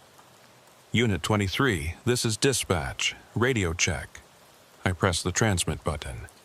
Dispatch, Unit 23, loud and clear. Copy that, 23. Weather advisory remains in effect for wind and blowing snow. I-80 is open, no closures reported. Current incidents, none in your sector. Safe travels. 10-4, dispatch, beginning westbound patrol. I merged onto I-80 and headed west toward Laramie. The highway stretched ahead of me, 2 lanes in each direction, separated by a wide median. At this hour, traffic was light. A few semi-trucks, an occasional passenger vehicle, nothing unusual. My headlights illuminated the white fog line and the reflective markers that glowed briefly as I passed them. The wind buffeted my vehicle, creating a low howl that was constant background noise. Occasionally, a gust would hit hard enough to push the Explorer sideways slightly, requiring a correction on the steering wheel. Not dangerous, just annoying. Standard Wyoming winter conditions. Mile markers ticked by. 215, 220, 225. I maintained a steady speed, scanning the highway and shoulders for any problems. Disabled vehicles, debris on the road, wildlife. My eyes moved in a practiced pattern. Road ahead. Left shoulder, mirrors, right shoulder, back to road ahead. Repeat. Around 11:30 p.m., I passed mile marker 117. I'd driven past that marker thousands of times over the years. It was unremarkable, just a green rectangular sign with white numbers, identical to every other mile marker on the interstate. There was nothing special about the location. No exits nearby, no rest areas, no scenic overlooks, just highway and prairie on both sides. But as I passed it that night, I felt something, a brief sensation, like déjà vu, or like walking through a cold spot in a warm room. It lasted maybe half a second, then passed. I shook it off. Probably just fatigue or the wind affecting my perception. I'd been up since 7 o'clock a.m. and wouldn't be off shift until 6 a.m. Long nights could mess with your head. I continued west, eventually reaching Laramie around 12:45 a.m. I stopped at a truck stop to refuel and grab coffee. Everything was normal. I exchanged nods with a couple of truckers, checked my equipment, and headed back east on I-80 toward Rawlins. At 1:38 a.m., as I was approaching mile marker 117 from the west, the radio crackled. Unit 23, this is dispatch. We have a report of a possible accident at mile marker 117, eastbound lanes. Caller reported seeing debris on the highway. Can you respond? I keyed my mic. Dispatch, Unit 23. Copy that. I'm approximately 3 miles west of that location. ETA about 2 minutes. Any additional details on the debris? Negative 23. Caller stated they saw something on the road. Couldn't identify what it was, but thought it might be from a vehicle accident. No visual on any disabled vehicles.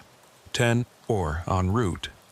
I increased my speed, activating my emergency lights. Within 2 minutes, I was approaching mile marker 117. I slowed down, scanning the road and shoulders carefully. Nothing. No debris, no accident, no disabled vehicles. The road was completely clear. I made a U-turn at the next authorized crossover and headed back, checking the westbound lanes. Still nothing. I pulled onto the shoulder near mile marker 117 and stepped out with my flashlight, examining the road surface and the surrounding area. The pavement was clean. No skid marks, no fluid stains, no broken glass or vehicle parts. The shoulders were undisturbed, just snow and dead grass. If there had been debris here, it was gone now. Maybe blown away by the wind, or maybe the caller had been mistaken about the location. I keyed my radio. Dispatch, Unit 23. On scene at mile marker 117. No debris visible, no signs of an accident. Road is clear. Possible false report or debris already cleared. Copy that, 23. Do you need any additional information from the caller? Affirmative. Can you provide a description of what they saw? There was a pause. I could hear Angela typing on her keyboard. 23, the caller stated they saw what looked like vehicle parts scattered across the eastbound lanes. Specifically mentioned seeing metal fragments and possibly glass, but they were traveling at highway speed and only saw it briefly in their headlights. Copy. Well, there's nothing here now. I've checked both lanes and the shoulders. Whatever they saw, it's not here anymore. 10-4-23. Clear the call and resume patrol. Copy that. I got back in my vehicle and continued my patrol route. The wind had picked up, and blowing snow was starting to reduce visibility in spots. Not enough to warrant closing the highway, but enough to require caution. Over the next 2 hours, I drove my sector twice. West to Laramie, back east to Rawlins, then west again. Each time I passed mile marker 117, I slowed down and checked carefully. The road remained clear. No debris, no problems. At 3:52 a.m., the radio crackled again. Unit 23, dispatch. We have another report of debris on I-80 eastbound at mile marker 117. Caller reports vehicle parts on the road. Can you respond? I felt a small knot form in my stomach, the same location, the same description. 2 different callers reporting the same thing, and I'd found nothing both times. Dispatch, Unit 23. Copy that. I'm currently about 12 miles west of that location. ETA approximately 8 minutes. Can you confirm this is a different caller than the previous report? Affirmative, 23. This is a new call. Different phone number, different reporting party. Copy, en route. I increased my speed, watching the mile markers count down. 129, 125, 120. As I approached mile marker 117, I slowed to about 40 miles per hour, my spotlight sweeping across both lanes and the shoulders. Still nothing. The road was completely clear. I pulled onto the shoulder and stopped exactly at mile marker 117, got out with my flashlight and walked along the roadway, examining every inch. I spent 20 minutes checking the area, looking for anything that might have been missed. Nothing. Not a single piece of debris, not even the usual highway trash, no fast food bags, no tire fragments, no blown-out retreads from semi-trucks. The road was pristine. I radioed dispatch. Unit 23, on scene at mile marker 117. No debris located. Road is clear. This is the second report for the same location with identical descriptions, but I'm finding nothing. Can you provide callback information for the reporting party? Stand by, 23. I waited, standing on the shoulder, wind cutting through my uniform despite my heavy coat. The highway was empty, no traffic in either direction. Just me, the wind, and the darkness. 23, I'm looking at the call log now. The callback number shows as, that's odd. What's odd, dispatch? The callback number is listed as blocked, and the caller hung up immediately after providing the information.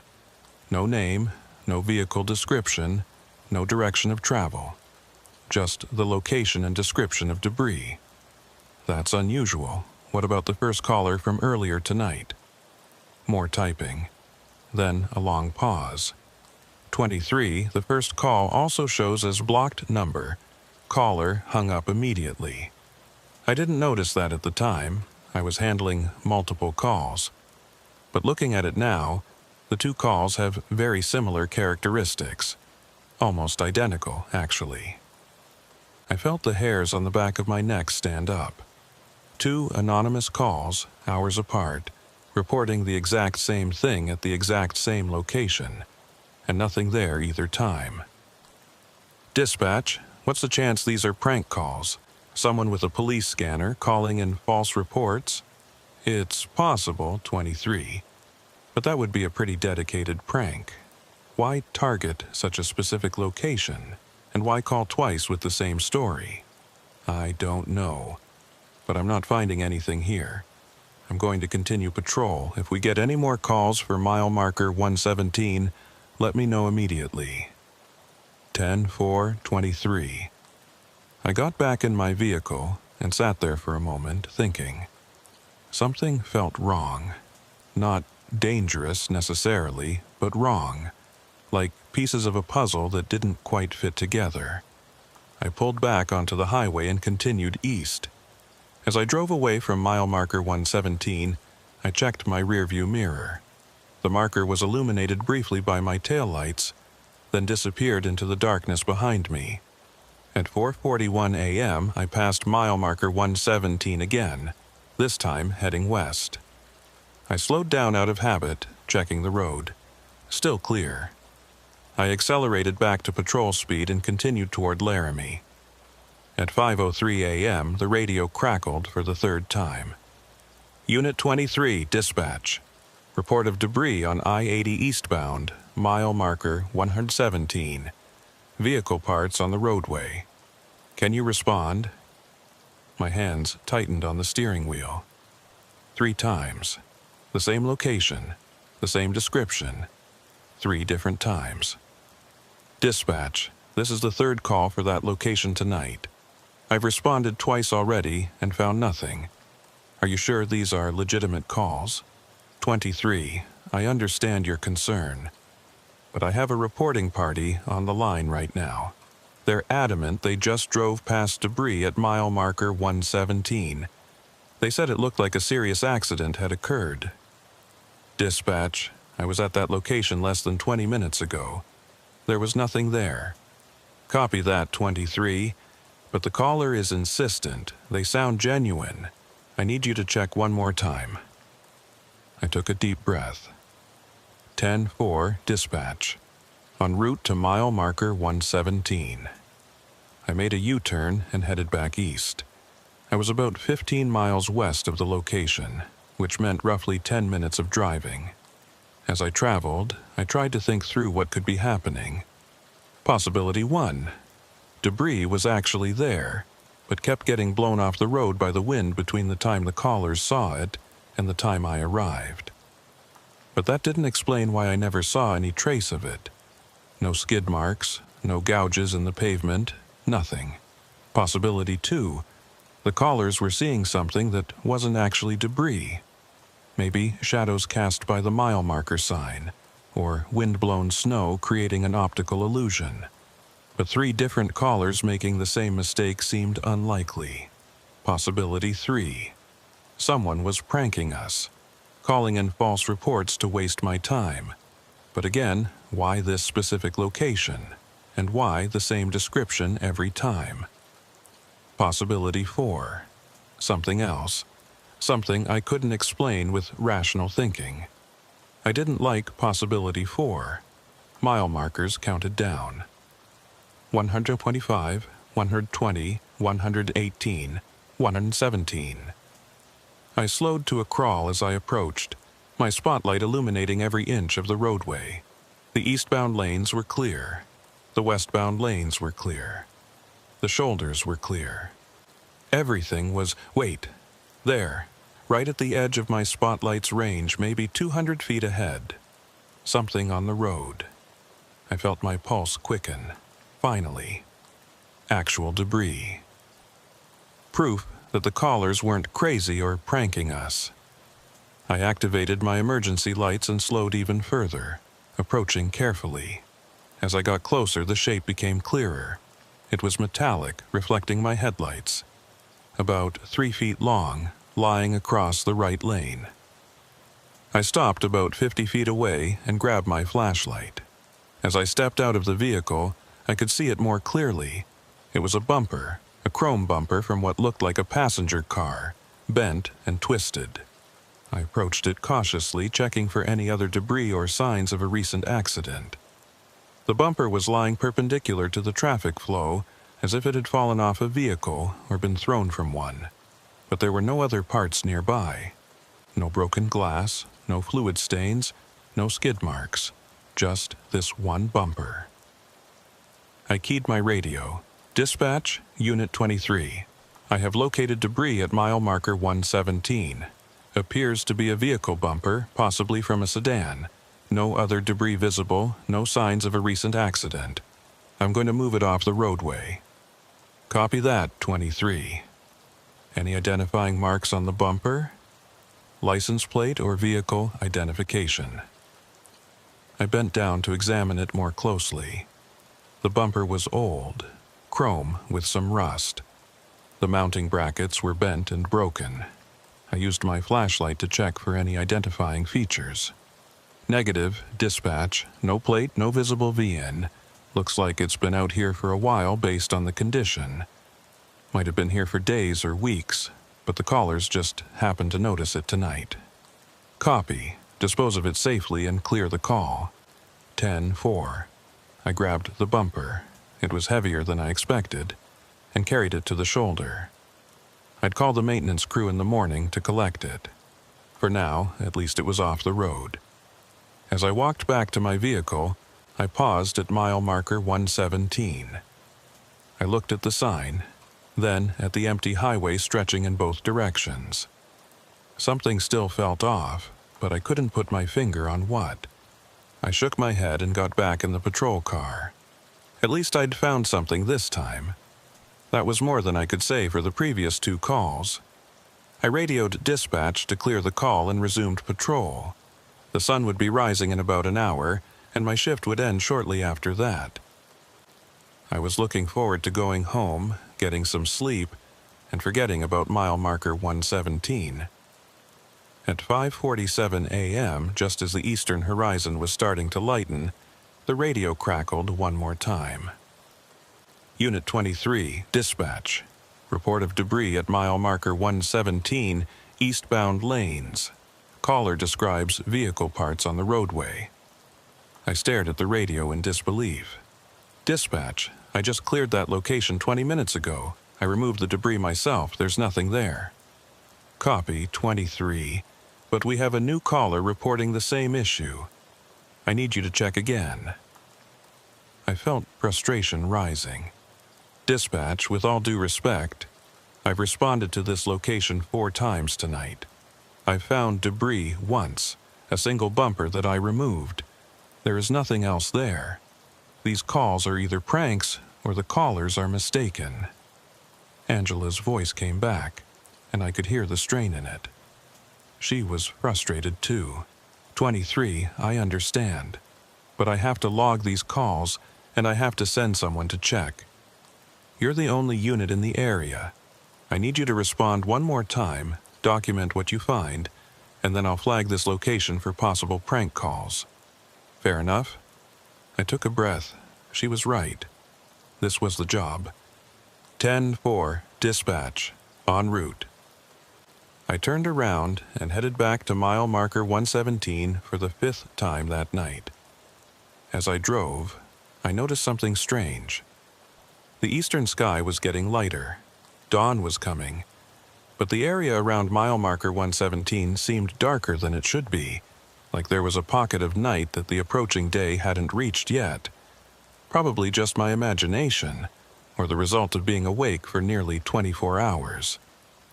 I reached mile marker 117 and pulled onto the shoulder. Before I even got out, I could see something on the road. The bumper. The same chrome bumper I'd removed 20 minutes ago was back in the middle of the eastbound lane, in the exact same position, lying perpendicular to traffic flow. I sat in my vehicle, staring at it, trying to make sense of what I was seeing. I'd picked up that bumper. I'd carried it to the shoulder. I'd set it down about 50 feet from where it had been, and now it was back on the road, in the exact same spot. Someone had to have moved it. But who? I'd been the only person on this stretch of highway. No other vehicles had passed me. I would have seen them. Unless someone had been waiting nearby, watching, moving the bumper back onto the road as soon as I left. But why? What would be the point? I grabbed my flashlight and stepped out of the vehicle.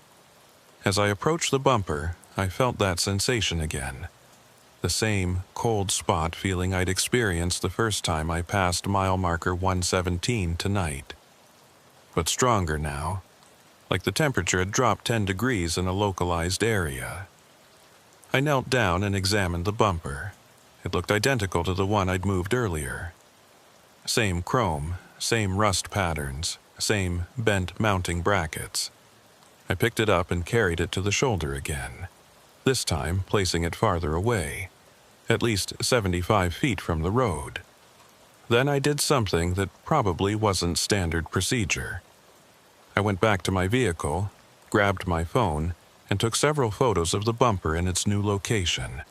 I wanted documentation, proof of where I'd put it. I returned to my patrol car and radioed dispatch. Unit 23, on scene at mile marker 117. Found the same bumper I removed earlier back on the road. I've removed it again and documented the location. Dispatch, something weird is going on here. Either someone is moving this bumper back onto the road or I don't know what. Copy that, 23. Can you stay in the area for a few minutes, observe the location and see if anyone approaches? Affirmative. I'll maintain position. I parked on the shoulder with a clear view of both the bumper and mile marker 117. I shut off my engine and just watched. The wind continued to howl and the eastern sky grew lighter. Traffic was starting to pick up. A few early morning commuters, trucks starting their routes. I sat there for 15 minutes. Nobody approached the bumper. Nothing unusual happened. The debris stayed exactly where I'd placed it. At 6:15 a.m., my shift officially ended. Angela radioed to let me know the next shift had started, and I was clear to return to the station. Copy that, dispatch. Unit 23 heading back to Rollins. But I want to file a formal report about mile marker 117. Something isn't right about that location. Understood, 23. Sergeant Holloway's in the station now. You can brief him when you return. I took one last look at mile marker 117, then pulled back onto the highway and headed east toward Rollins. In my rearview mirror, I watched the mile marker recede into the distance. The bumper was still on the shoulder where I'd left it. For now. I got back to the station at 6:42 a.m., tired and confused. Sergeant Tyler Holloway was in his office, going through paperwork. He was in his early 50s, gray-haired, with the weathered look of someone who'd spent decades dealing with Wyoming winters. Good cop, fair boss, didn't tolerate nonsense but would listen when something was genuinely wrong. I knocked on his door frame. "Sarge, you got a minute?" He looked up and waved me in. "Dalton, heard you had an interesting night. Angela mentioned something about multiple calls to the same location." I sat down and walked him through everything. The 5 calls to mile marker 117. The descriptions of debris that I couldn't find. The single bumper that appeared, disappeared, and reappeared. The blocked phone numbers. The identical nature of the calls. He listened without interrupting, his expression neutral. When I finished, he leaned back in his chair. "You think someone's pranking us?" That was my first thought. But I can't figure out the motive. Why that specific location? And how would they move the bumper back onto the road without me seeing them? I was the only unit in that area all night. Could have been hidden nearby. Waited for you to leave, then moved it back. Possible. But why go to all that effort? And the calls, 5 different calls, all describing the same thing. If it's a prank, it's a really elaborate one. Holloway nodded slowly. "Okay, here's what we'll do. I'll have the day shift keep an eye on mile marker 117. See if anything else shows up. I'll also pull the call recordings and see if we can identify anything unusual about the callers. In the meantime, you write up a detailed report documenting everything. Times, observations, photos if you have them." I took photos of the bumper, I said, pulling out my phone. "Want me to email them to you?" "Yeah, do that. And Dalton, get some rest. You've been up for a full day. Come back tonight fresh and we'll see if this thing continues." I nodded and stood up.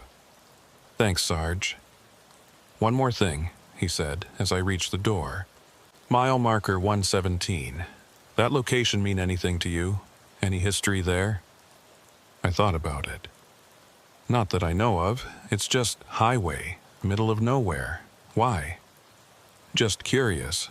I've been with the patrol for 26 years and I can't recall any major incidents at that specific location. No fatal accidents, no significant events, but sometimes places develop reputations, spots where weird things happen. You think this is one of those spots?" He shrugged. "I think it's worth looking into. Go home, rest. We'll figure this out." I left the station and drove home to my apartment in Rollins. I should have been exhausted, but my mind was racing. I couldn't stop thinking about mile marker 117 and that bumper appearing in the exact same spot twice. I tried to sleep, but every time I closed my eyes, I saw that mile marker sign. The green rectangle with white numbers, 117, over and over. Around 2:00 p.m., I gave up on sleep and opened my laptop. I started researching mile marker 117 on I-80 in Wyoming. I pulled up maps, satellite images, historical data. Anything I could find. The location was unremarkable, high prairie on both sides of the highway. No buildings, no exits, no points of interest. The nearest town was over 30 miles away. The satellite images showed nothing unusual, just highway and grassland. I expanded my search to accident reports and incident logs. I went back 5 years searching for any calls or reports associated with mile marker 117 or the immediate area around it. That's when I found something interesting. 3 years ago, there had been a fatal accident approximately half a mile east of mile marker 117. A single vehicle crash.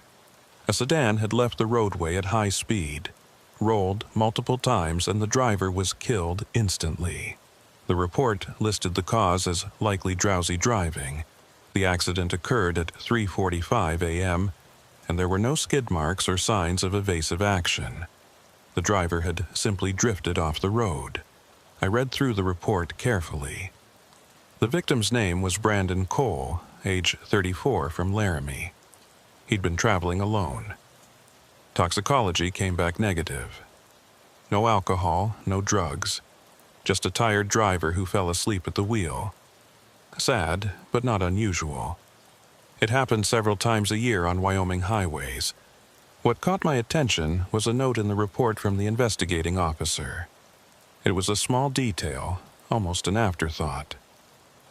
Vehicle's front bumper was not located at the scene. May have detached during the rollover and been thrown a significant distance. Search of the surrounding area did not recover the bumper. The bumper was never found.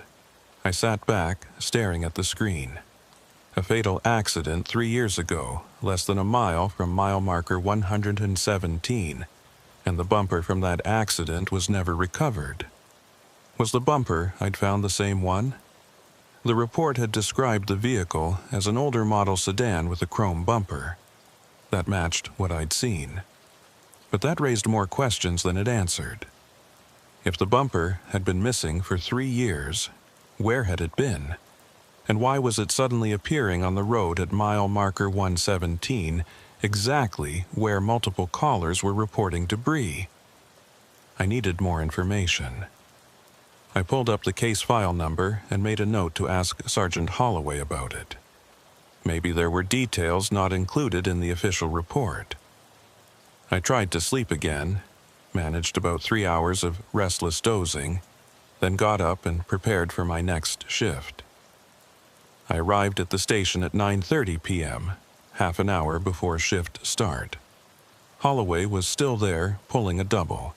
He waved me into his office. Day shift reported back, he said. They checked mile marker 117 3 times during their shift. No debris, no calls, nothing unusual. The bumper you removed was still on the shoulder where you left it. One of the deputies took photos and measured its exact position. We'll see if it moves again tonight. Did you pull the call recordings? He nodded, turning his computer monitor toward me. Listen to this. He played the audio from the first call. A voice, male, middle-aged, reporting debris at mile marker 117.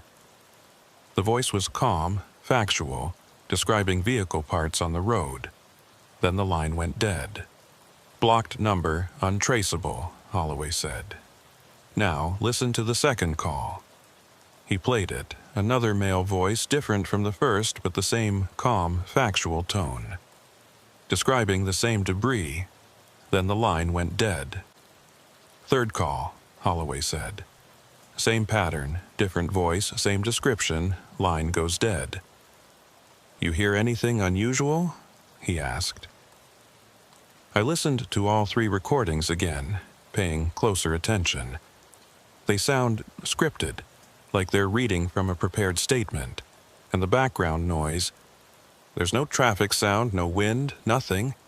It's too quiet for someone calling from a vehicle on the highway. That's what I noticed too. These aren't normal calls. Someone is calling in deliberately, providing just enough information to trigger a response, then hanging up before we can ask questions. Why? That's what we need to figure out. He pulled up a file on his computer. I also looked into the history of that location. Found the accident report from 3 years ago. Vehicle lost its bumper in the crash. Bumper was never found. You think the bumper you found tonight is the same one? It matches the description, but that doesn't make sense. Where has it been for 3 years, and why is it showing up now? Holloway leaned back in his chair, choosing his words carefully. I called the officer who investigated that accident. Retired now, living in Cheyenne. He remembered the case. Said there was something odd about it that never made it into the official report. What? He said Brandon Cole's GPS log showed something strange. Cole had been driving that same route, Laramie to Rollins, regularly for his job. But on the night of his accident, his GPS showed him passing mile marker 117 multiple times. Like he was looping, passing the same point over and over. The officer thought it was a GPS malfunction, so he didn't include it in the report. But he said it bothered him. I felt a chill run down my spine. He was looping? Like he couldn't get past that location. That's what the GPS suggested. But the officer figured it was just a technical glitch. The accident happened half a mile east of there, so he assumed Cole had eventually broken whatever loop he was in, then fell asleep and crashed. Or whatever was causing the loop caused him to crash. Holloway gave me a long look. That's a pretty big logical leap, Dalton. I know, but think about it. 5 calls tonight, all to the same location. A bumper that keeps reappearing in the same spot.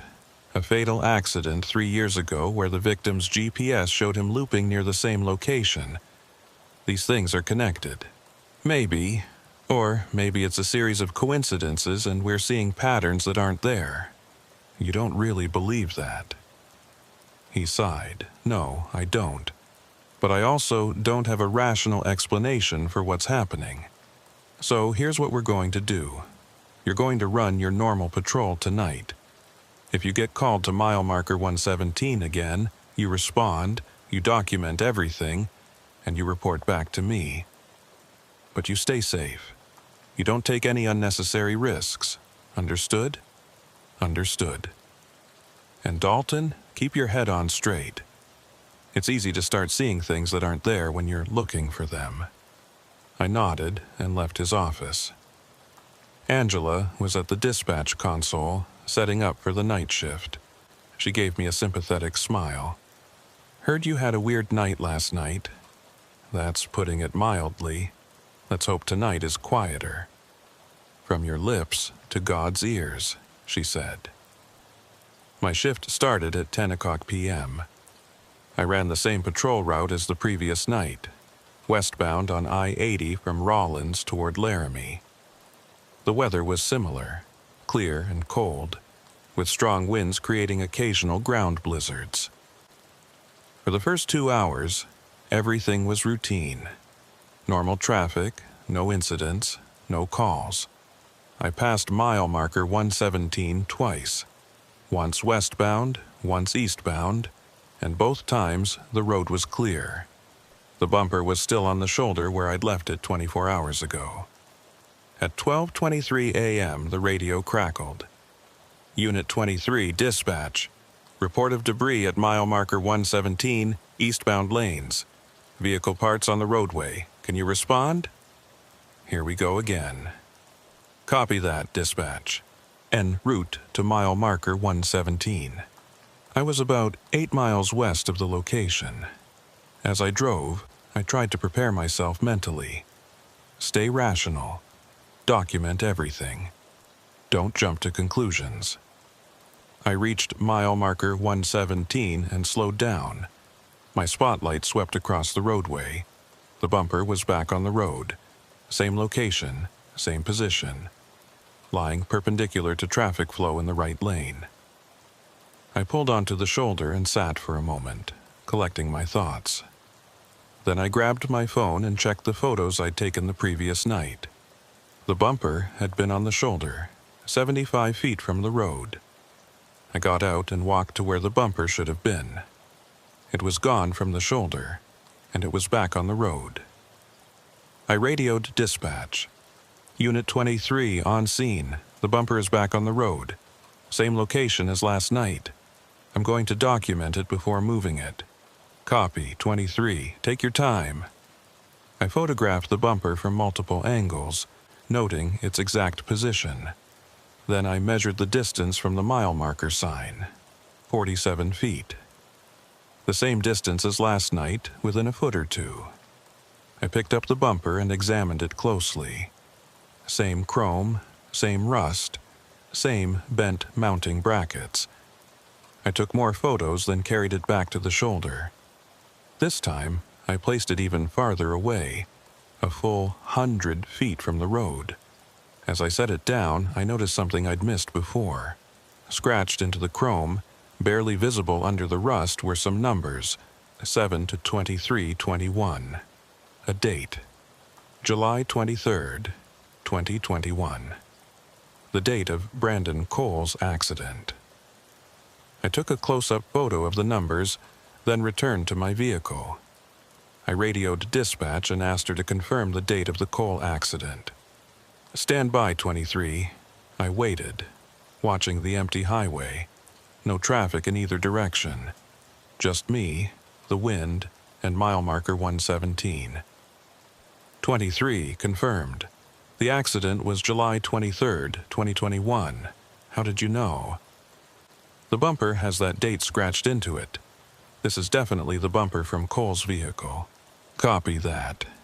Do you want me to contact the sergeant? Negative. I'll update him at end of shift. I'm going to maintain position here for a while, see if anything else happens. 10-4-23, I'll be here if you need me. I sat in my vehicle, engine idling, watching. The eastern sky was completely dark. We were in the deepest part of night, that stretch between midnight and dawn when the world feels empty. After 20 minutes, nothing had changed. The bumper remained on the shoulder. No other debris appeared. No vehicles passed. I decided to continue my patrol. I pulled back onto the highway and headed east toward Rollins. In my mirror, I watched mile marker 117 disappear behind me. At 1:47 a.m., I reached the easternmost point of my sector and turned around. As I headed back west, I radioed dispatch. Unit 23, dispatch. I'm heading westbound, passing mile marker 220. How many miles to 117? Stand by, 23. A pause. That would be 103 miles. Copy that. I drove at normal patrol speed, around 70 miles per hour. It would take me roughly an hour and a half to reach mile marker 117 from my current position. I passed mile markers steadily. 20, 215, 210, 205. Traffic was minimal. A few trucks, one or two passenger vehicles. The wind continued to buffet my Explorer, but visibility was good. At 2:14 a.m., I passed mile marker 200, 17 miles to go. At 2:28 a.m., I passed mile marker 190, 7 miles to go. At 2:35 a.m., I passed mile marker 180. Wait. I checked my GPS. According to it, I was at mile marker 185, but I just passed a sign that said 180. I slowed down and watched for the next marker. It appeared in my headlights. Mile marker 175. My GPS still showed 185. Something was wrong. Either the mile markers were wrong, or my GPS was wrong, or I saw it ahead. Mile marker 117. But that was impossible. I'd been at mile marker 180 30 seconds ago. I couldn't have covered 63 miles in half a minute. I slowed to a crawl as I approached. The sign was clearly marked, mile marker 117. And on the road ahead, in the right lane, was the bumper. My heart was pounding. This wasn't right. This wasn't possible. I radioed dispatch, trying to keep my voice steady. Dispatch, Unit 23. Can you confirm my current location via GPS? Stand by, 23. A pause. I'm showing you at approximately mile marker 185 westbound lanes. Dispatch, I'm looking at a mile marker sign that says 117. That can't be right, 23. According to our system, you've been traveling westbound for the last 20 minutes at normal speed. You shouldn't be anywhere near mile marker 117. I'm telling you. I'm looking right at it. A longer pause. I could hear concern in Angela's voice when she responded, 23, are you sure? Could it be a different marker that looks similar? I got out of my vehicle and walked to the sign. Green rectangle, white numbers, 117. Dispatch, it's definitely mile marker 117, and the bumper is back on the road. That's not possible. You moved that bumper over an hour ago, and you shouldn't even be at that location yet. I stood there, flashlight in hand, staring at the mile marker. The wind howled around me, and somewhere in my mind, a thought formed that I didn't want to acknowledge. I was caught in a loop, just like Brandon Cole had been 3 years ago, just like his GPS had shown, passing the same point over and over, unable to progress past it. I keyed my radio. Dispatch, I think I'm experiencing the same thing that happened to Brandon Cole. My GPS doesn't match my location. I'm somehow back at mile marker 117 even though I should be miles away from it. 23, that doesn't make sense. You need to static. The radio cut out mid-sentence. I tried again. Dispatch, do you copy? Nothing but static. I checked my phone, no signal. I was alone at mile marker 117, with no communication and no way to explain how I'd gotten here. The bumper was still lying on the road, 47 feet from the mile marker sign. Chrome and rust, bent mounting brackets, and a date scratched into the metal. 7/23/21, the date. Brandon Cole died. I looked at my watch, 2:37 a.m. I looked at my vehicle's dashboard clock, 2:37 a.m. Then I noticed something else. In the distance, heading east toward me, I could see headlights, a vehicle approaching. As it got closer, I could see it was a sedan. Older model, dark colored. It passed me, moving at highway speed, and I caught a glimpse of the driver. A man, alone, looking tired. The vehicle continued east, its taillights disappearing into the darkness. I stood there, waiting. The wind continued. The highway remained empty. Then, after maybe 5 minutes, I saw headlights again. From the east, a vehicle approaching. Same sedan, same driver, same tired expression. It passed me again, heading east. 5 minutes later, it passed again. And again, and again. The same vehicle, the same driver, passing me over and over, heading east, always at the same speed, always with the same tired expression behind the wheel. I was watching Brandon Cole drive toward his death. Over and over. Trapped in a loop that had started 3 years ago and never ended. And somehow I'd become trapped in it with him. I don't know how long I stood there watching that sedan pass. 5 times, 10, 20, I lost count. Each time it was identical. Same speed, same tired driver, same empty highway stretching behind it into darkness. I wanted to flag it down, to warn the driver, but I knew it wouldn't matter. This wasn't really happening now. This was an echo, a recording, a loop playing out the final moments of Brandon Cole's life over and over. The radio remained silent. My phone showed no signal. I was isolated in a pocket of time and space centered on mile marker 117. I tried walking away from the location, heading east along the shoulder. I walked for what felt like 15 minutes, checking my GPS periodically. According to the device, I was moving. Mile marker 118, then 119, then 120. But when I turned around to look back, mile marker 117 was still directly behind me, maybe 50 feet away. Distance had become meaningless here. I returned to my patrol vehicle and tried to think rationally. There had to be an explanation. Maybe I was experiencing carbon monoxide poisoning from a faulty exhaust system. Maybe I'd fallen asleep at the wheel, and this was a dream. Maybe I'd been in an accident and was hallucinating while unconscious. But it all felt too real, too consistent, too detailed. I opened my laptop, the MDT computer terminal, and tried to access the dispatch system. The screen was frozen, showing my last logged position at mile marker 185. I tried to type, tried to update, tried to send any kind of message. Nothing responded. Then I noticed something on the screen. In the corner, partially hidden behind an error message window, was a file I hadn't seen before.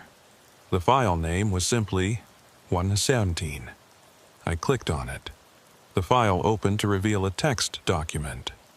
It appeared to be a series of dispatch logs, but they were dated from different years. August 14, 2019. Unit 17 reported GPS malfunction near mile marker 117. Unit looped location 3 times before regaining proper navigation. November 3, 2020. Multiple calls reporting debris at mile marker 117. No debris found on scene. July 23, 2021. Fatal accident. Eastbound lanes, 0.5 miles past mile marker 117. Victim: Brandon Cole, age 34. GPS log shows victim passed mile marker 117 repeatedly prior to crash. February 9, 2022. Unit 31 reported time distortion at mile marker 117. Cleared scene, no issues found. Unit 31 later filed for psychological evaluation and transferred to day shift. September 27, 2023. Dispatch received 14 calls in one night reporting debris at mile marker 117. All calls traced to block numbers. No debris found.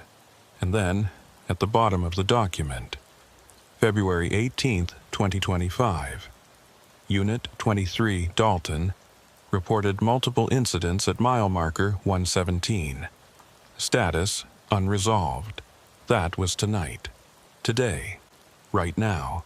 Someone had been documenting this. Someone knew that mile marker 117 was a problem location, had been for years.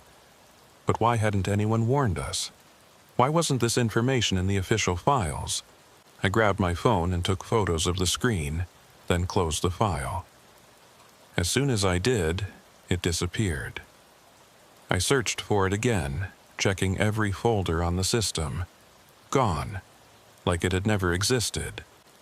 But I had the photos, proof that I wasn't losing my mind. I stepped out of the vehicle again, needing to move, to do something. The sedan passed me again. Same driver, same tired expression. I tried counting the seconds between passes. Exactly 4 minutes and 37 seconds, like clockwork. Then something different happened. As the sedan passed, I heard a sound. Not from the vehicle itself, but from somewhere nearby. A scraping noise, metal on pavement. I turned toward the sound. The bumper, which had been lying in the road 47 feet from the mile marker, was moving. Not being blown by wind. Not being dragged by anything visible. Just sliding across the pavement on its own. Slowly, deliberately, moving from the road back toward the shoulder. I watched, frozen, as it slid past me and came to rest exactly where I'd placed it an hour ago. Then it stopped moving. A few seconds later, it began sliding again, back toward the road, back to its position 47 feet from the mile marker sign. It was resetting. The entire scene was resetting, like a video loop returning to its starting point. I checked my watch, 2:37 a.m., the same time it had been when I first arrived at this location during the loop. Time wasn't moving forward. Or it was moving, but then resetting over and over. I needed to break the cycle, but how? I thought about what I knew. Brandon Cole had been trapped in this loop 3 years ago. His GPS showed him passing mile marker 117 repeatedly. Eventually, he'd made it past. The accident happened half a mile east, but something in that process had killed him. Maybe the strain of breaking free. Maybe something else. Unit 31 in 2022 had reported time distortion, but had managed to leave. They'd transferred to day shift afterward and requested psych evaluation. That suggested they'd escaped, but had been traumatized by the experience. So it was possible to get out. But how? I walked to mile marker 117 and examined it closely. Just a standard highway marker. Green aluminum sign with white reflective numbers mounted in 2 metal posts. Nothing unusual about it visually.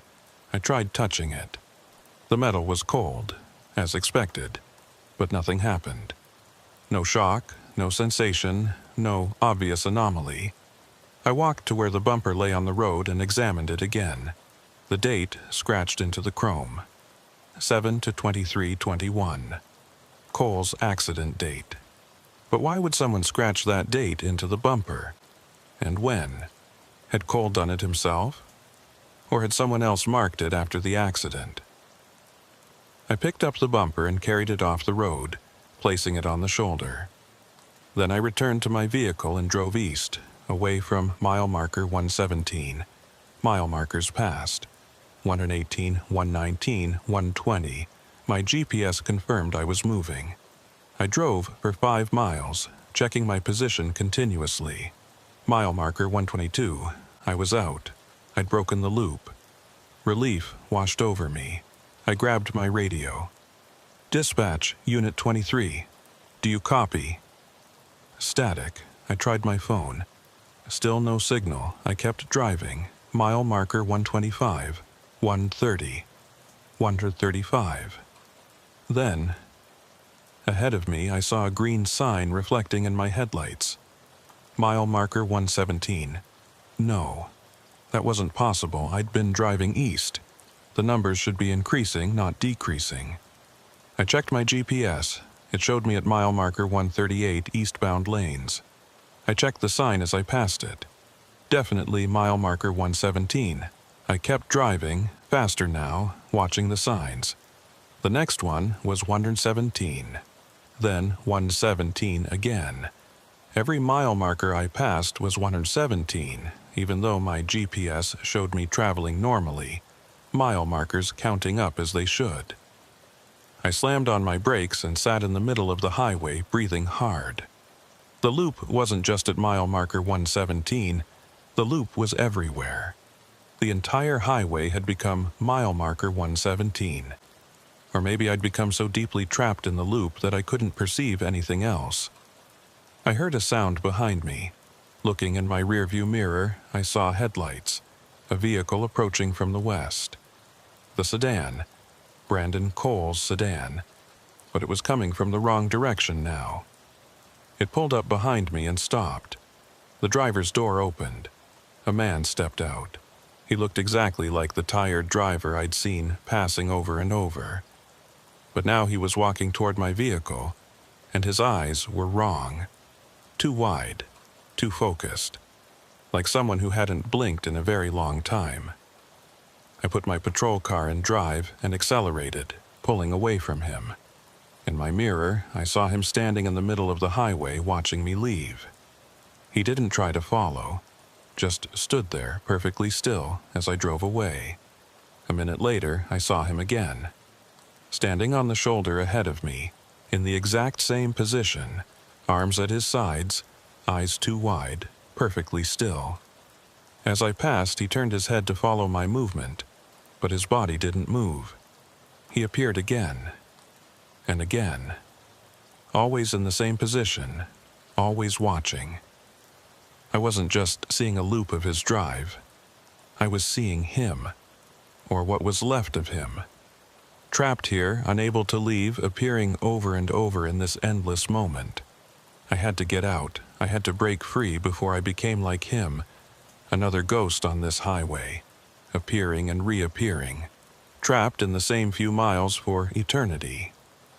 I drove faster, pushing the Explorer to 80, then 90, then over 100 miles per hour. The engine roared, the vehicle shook. Mile marker 117 flashed past over and over and over. Then, suddenly, the numbers changed. Mile marker 118. I nearly cried with relief. Progress. I was moving forward. The loop was breaking. My radio crackled. 23, do you copy? Unit 23, please respond. Angela's voice. Distorted and far away, but definitely her. I grabbed my mic. Dispatch, I copy. I'm at mile marker 121 eastbound. I was trapped in some kind of loop at mile marker 117. I'm free now. Unit 23, say again, you're breaking up. I said I'm free of the loop. I'm at mile marker 121. Static. Then her voice again, clearer now. Unit 23, you're showing on our system at mile marker 117. You've been stationary there for the last 45 minutes.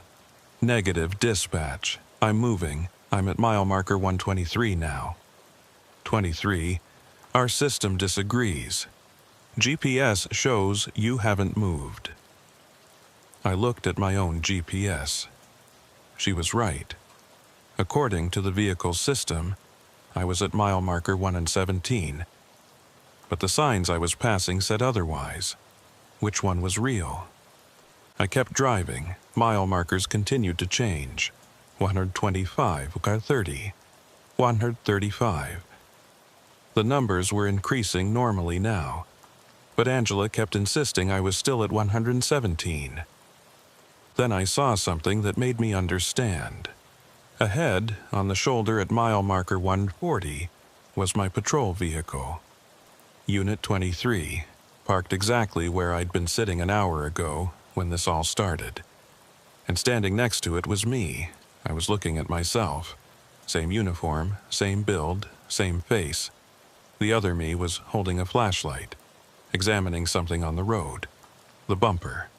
I slowed down as I approached. The other me didn't react to my headlights, didn't look up, just kept examining the bumper. I pulled onto the shoulder about 50 feet away and watched. The other me picked up the bumper and carried it to the shoulder, then walked back to the patrol vehicle, got in, and drove away. Exactly what I'd done earlier.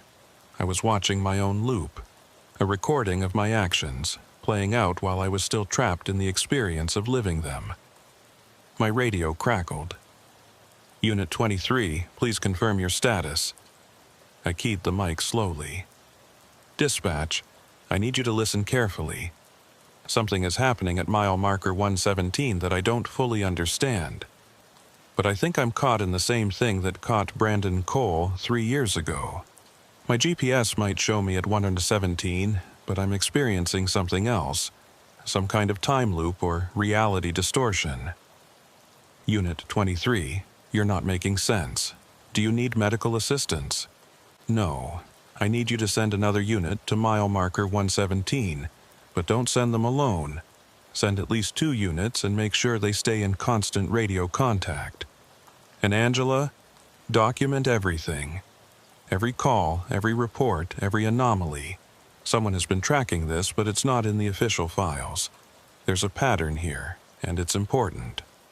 Copy that, 23. I'm dispatching Unit 19 and Unit 27 to your location. ETA 20 minutes. Don't tell them I'm at 117.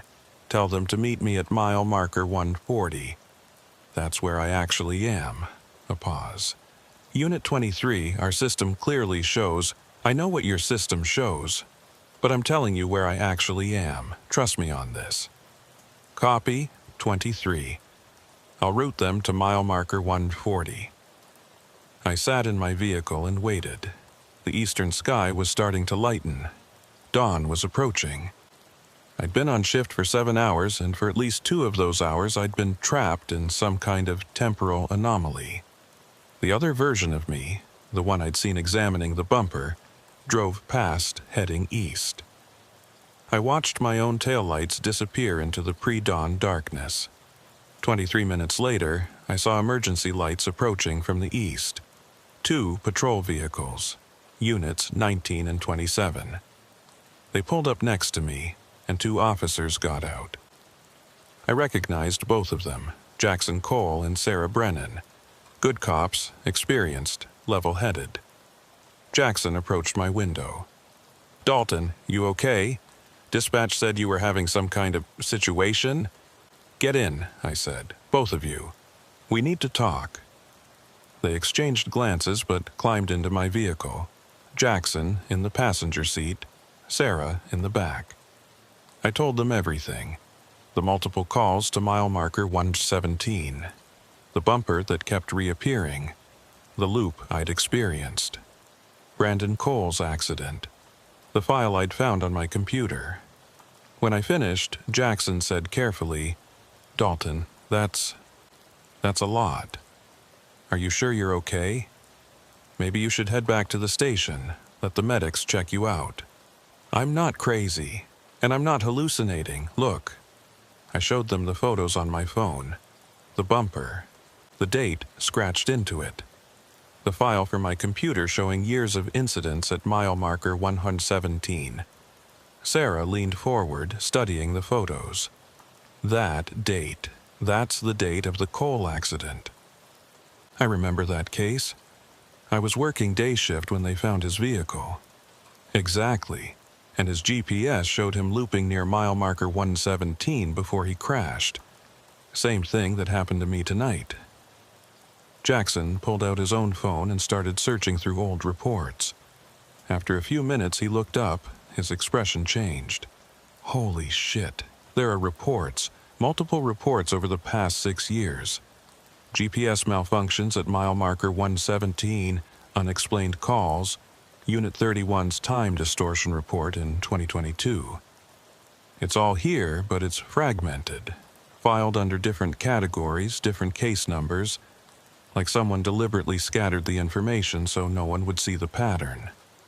Or like the system itself is resisting documentation," I said. "That file I found disappeared as soon as I closed it. Like the system doesn't want us to know." "The system doesn't want us to know," Sarah said. "You're talking about the computer like it's alive. I don't know what it is, but something at mile marker 117 is wrong. Has been wrong for years, and we've been sending people there one at a time, and they either get trapped or they escape traumatized." Jackson nodded slowly. "Okay, so what do we do?" "We document everything properly. Official reports, multiple copies, filed under multiple case numbers. We make sure this information can't disappear, and we flag mile marker 117 as a hazard zone. No single unit responses, minimum 2 vehicles, constant communication." "Sergeant Holloway needs to hear this," Sarah said. "Agreed. Let's head back to the station. All 3 of us together. We'll brief him with everything we know." We left my vehicle on the shoulder. I didn't want to drive it anymore, didn't trust it, and rode together in Jackson's vehicle. As we drove east, I kept watching for mile marker 117, half expecting to see it again. But the numbers progressed normally. 140, 145, 150. We were moving forward in normal space and time. At 5:47 a.m., we reached the station in Rollins. Holloway was already there, looking tired and concerned. "Dalton, dispatch said you had some kind of incident. What happened?" We sat in his office, all 3 of us, and I went through everything again.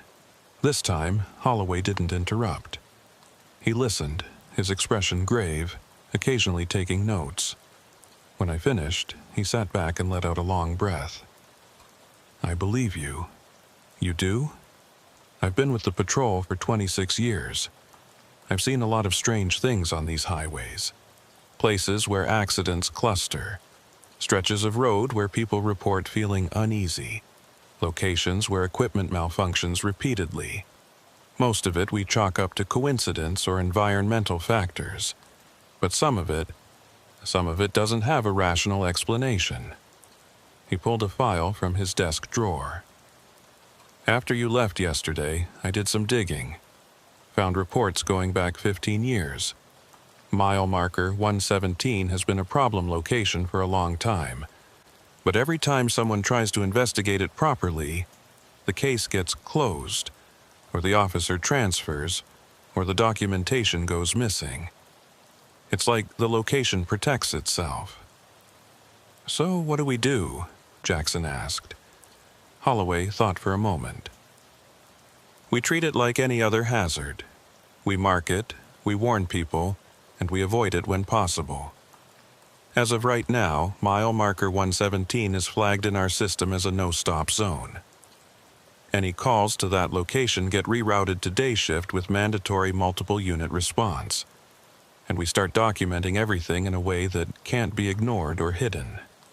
"Will that stop it?" Sarah asked.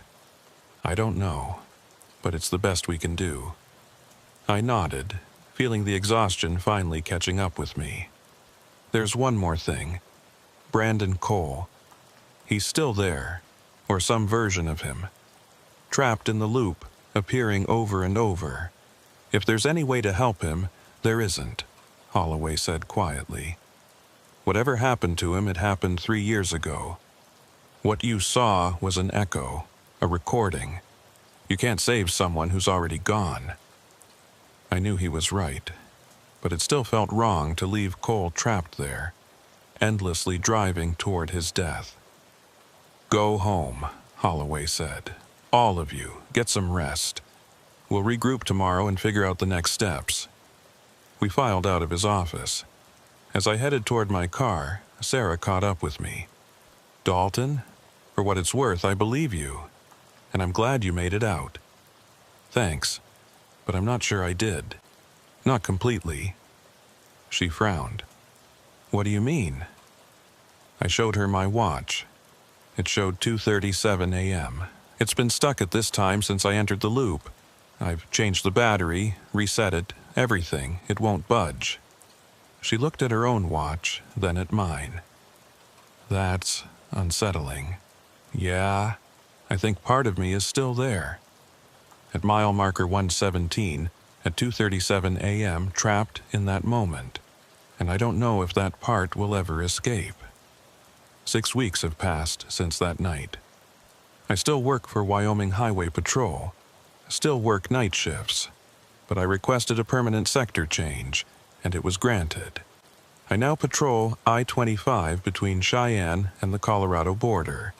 I never drive I-80.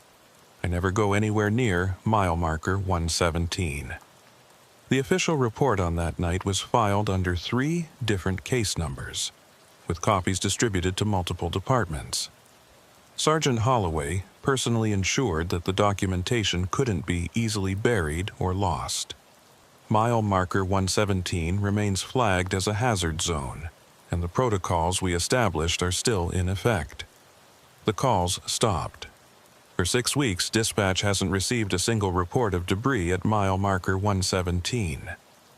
The location has been quiet, but I don't think it's over.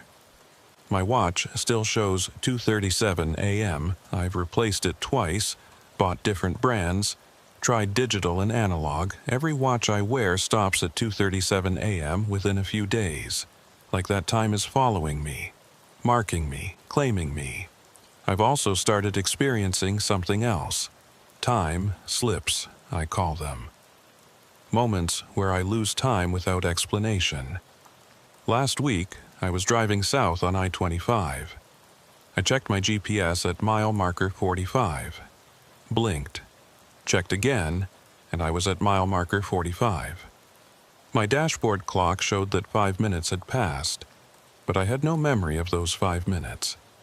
No memory of the road I'd traveled, the mile markers I'd passed. It happened again 2 days ago. 7 minutes lost. Then again yesterday. 12 minutes. The gaps are getting longer. I haven't told anyone. What would I say? That I'm experiencing micro loops? That part of me is still trapped at mile marker 117, and it's pulling the rest of me back piece by piece? I've done research, tried to find similar cases, other locations where people reported time anomalies or spatial loops. There are stories scattered across the internet, usually dismissed as hoaxes or misunderstandings, but I recognize the patterns now. I know what's real and what isn't. There's a highway in Nevada where drivers report passing the same rest stop multiple times without turning around. A stretch of Route 66 where GPS systems consistently malfunction. A bridge in Louisiana where people lose hours without explanation. These places exist, and they're connected somehow. I can feel it. 2 weeks ago, I received an email. No sender name, just a generic Gmail address. The subject line was, "You saw the pattern." The email contained a single attachment, a map. It showed locations across the United States marked with red dots, hundreds of them.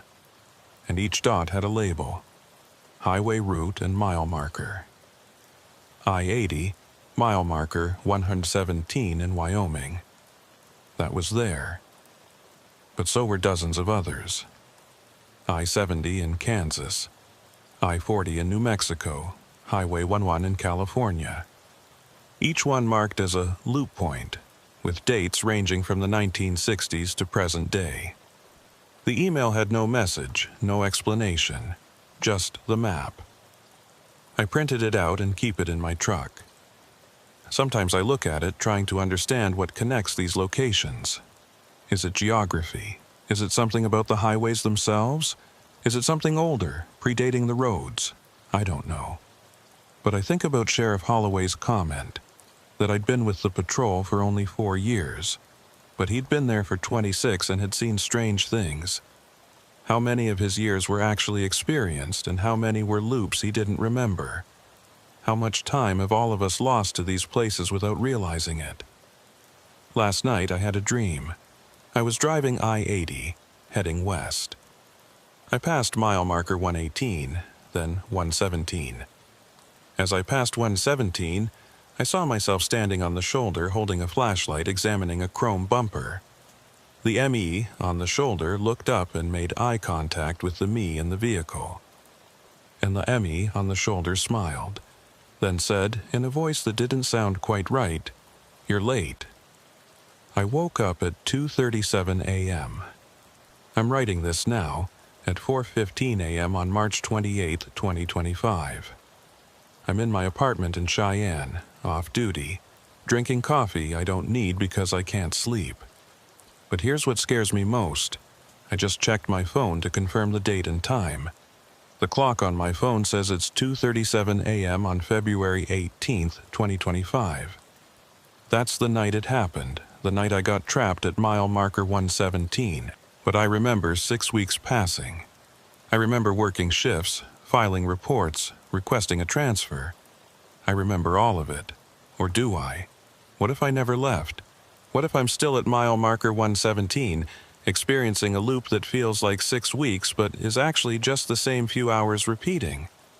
What if everything I remember since that night is just my mind creating a narrative to cope with being trapped?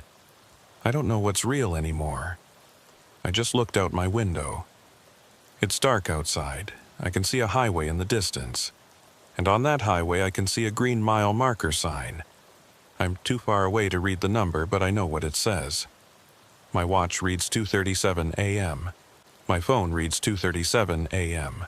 The clock on my microwave reads 2:37 a.m. Every clock in my apartment, no matter when I look at them, reads 2:37 a.m. I think I need to go back to mile marker 117 to finish whatever started that night. Maybe Brandon Cole is there, still driving that same loop, waiting for someone to break the cycle. Maybe if I go back, I can help him. Or maybe I'll just become another echo, another ghost on that highway, trapped forever in the same moment. But I can't keep living like this. Can't keep losing time, can't keep wondering what's real. So, tonight, when my shift starts, I'm going to drive I-80. I'm going to head west from Rollins. And I'm going to stop at mile marker 117. One last time. If you're reading this, it means I left these notes behind. It means I didn't come back. Don't try to find me. Don't go to mile marker 117. Don't investigate what happened. Just know that some places on our highways aren't really places. They're traps, or portals, or breaks in reality. They look normal. They appear on maps and GPS systems. But they exist outside of normal time and space, and once they catch you, they might never let you go. I'm leaving copies of this account in multiple locations. In my apartment, in my locker at the station, attached to emails sent to Sergeant Holloway and several reporters. If I disappear, someone will find them. And maybe eventually someone will figure out what mile marker 117 really is. But it won't be me. My watch shows 2:37 a.m. It's time to go.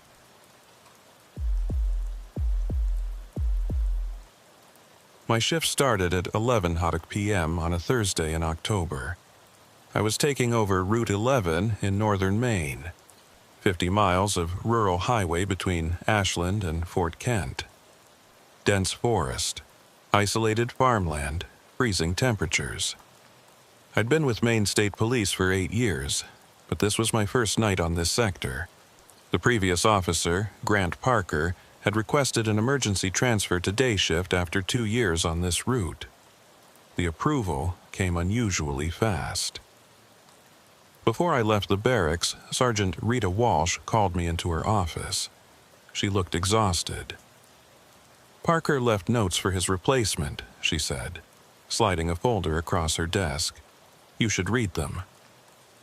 The handwriting was shaky, almost frantic. To whoever takes over this sector, something happens at night on Route 11, especially after midnight. Small things at first.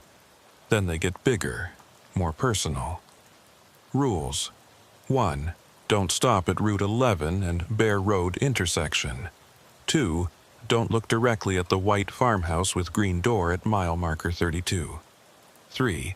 Don't use the rest area at mile marker 18 after dark. 4. If dispatch reports a suspicious person on the shoulder, do not stop. 5. You'll lose radio contact between 2-4 a.m. Don't panic. 6. Check your watch against your dashboard clock. If they don't match, leave immediately. 7. If you see another patrol vehicle that shouldn't be there, do not approach it. Just leave. This sector wants you to stay. Don't let it. Grant Parker. Is this a joke? I asked. Walsh shook her head. Parker's a solid officer. 15 years, excellent record. But 3 weeks ago he broke down. Said the sector was doing something to him. We sent another officer for 2 nights. Nothing happened. But Parker isn't a liar. So what do I do with this? Keep an open mind, follow his suggestions if reasonable, report anything unusual. I left her office and drove to Route 11. My vehicle was a 2021 Dodge Charger, standard equipment. Dispatcher Kevin Morris checked me in at 11:23 p.m. The highway was dark and empty. Dense forest on both sides, bare branches reaching over the road. Traffic was almost non-existent. At 12:34 a.m., I approached the intersection with Bear Road. Parker's warning was clear. Don't stop. I slowed out of habit, checked both directions. Empty. Nothing unusual. I continued north. At 1:15 a.m., I passed mile marker 32. The white farmhouse with the green door. It looked abandoned, overgrown grass, boarded windows. As I passed, I felt a strong compulsion to look at it more closely. To slow down, pull over, examine it. I kept my eyes on the road and accelerated. In my mirror, I thought I saw a figure in an upstairs window. When I blinked, it was gone. I reached Fort Kent, turned around, headed back south. Uneventful return trip. At 2:12 a.m., dispatch called. Unit 14. Report of a suspicious person walking on Route 11 shoulder, mile marker 23.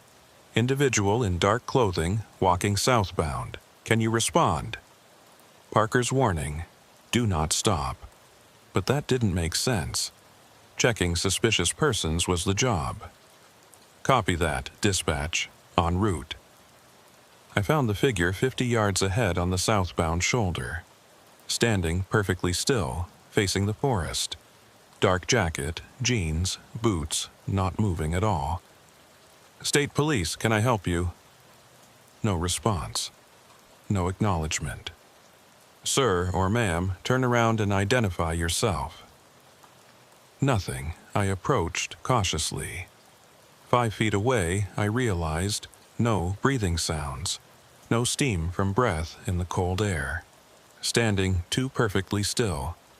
I reached out to touch their shoulder. The figure turned around. Where there should have been a face, there was nothing. Not a mask. Just absence. Smooth, blank surface. My hand went to my sidearm. Before I could draw, the figure turned back toward the forest and walked into the trees. Slow, deliberate steps. Gone within seconds. I grabbed my flashlight and swept the tree line. Nothing, no movement, no footprints. I radioed, dispatch Unit 14. Suspicious person has left the scene. No contact made. Continuing patrol. Copy, 14. Do you need backup? Negative. At 2:34 a.m., my radio cut out. Dead silence. Parker's warning. Between 2 o'clock a.m. and 4 o'clock a.m., you might lose radio contact. This is normal. I checked my watch, 2:34 a.m. Dashboard clock, 2:34 a.m. At least those matched. I continued south, completely isolated. No radio, no cell signal. At 2:51 a.m., I passed the white farmhouse again. I kept my eyes straight ahead. Then I heard it. A voice through my closed windows, through the engine noise. Dalton! Clear as day. A woman's voice calling my name from that farmhouse. I didn't stop, didn't look. Dalton, please. The voice called, more insistent. I pressed the accelerator, putting distance between myself and that house. At 3:14 a.m., I approached the rest area at mile marker 18. Parker's warning, don't use it after dark. There were vehicle lights in the parking lot. I slowed down to see. A Maine State Police patrol car, Unit 14. My unit number. I stopped in the middle of the highway, staring. That was impossible. I was in Unit 14. A figure stood next to it. A state trooper in uniform. Me. I was looking at myself, parked in a rest area I hadn't stopped at. Parker's final warning. If you see another patrol vehicle that shouldn't be there, do not approach it. Just leave. I accelerated past, not looking back. In my mirror, the rest area disappeared. At 4:03 a.m., my radio suddenly crackled back to life. Unit 14, this is dispatch. Do you copy? I grabbed the mic. Dispatch, Unit 14, I copy. Radio has been out for the past hour and a half. Copy that, 14. We lost your signal as well. Everything okay? Any incidents to report? I thought about what to say. How do you report seeing a faceless person? Hearing your name called from an abandoned house and encountering a duplicate of your own patrol vehicle. Negative dispatch, just routine patrol. Some equipment malfunction, but it's resolved now. 10-4, Unit 14. Continue patrol. I continued driving, checking my watch every few minutes, making sure time was progressing normally. 4:15 a.m., 4:23 a.m., 4:39 a.m. Everything seemed normal now. As dawn approached, the oppressive feeling that had dominated the night started to lift.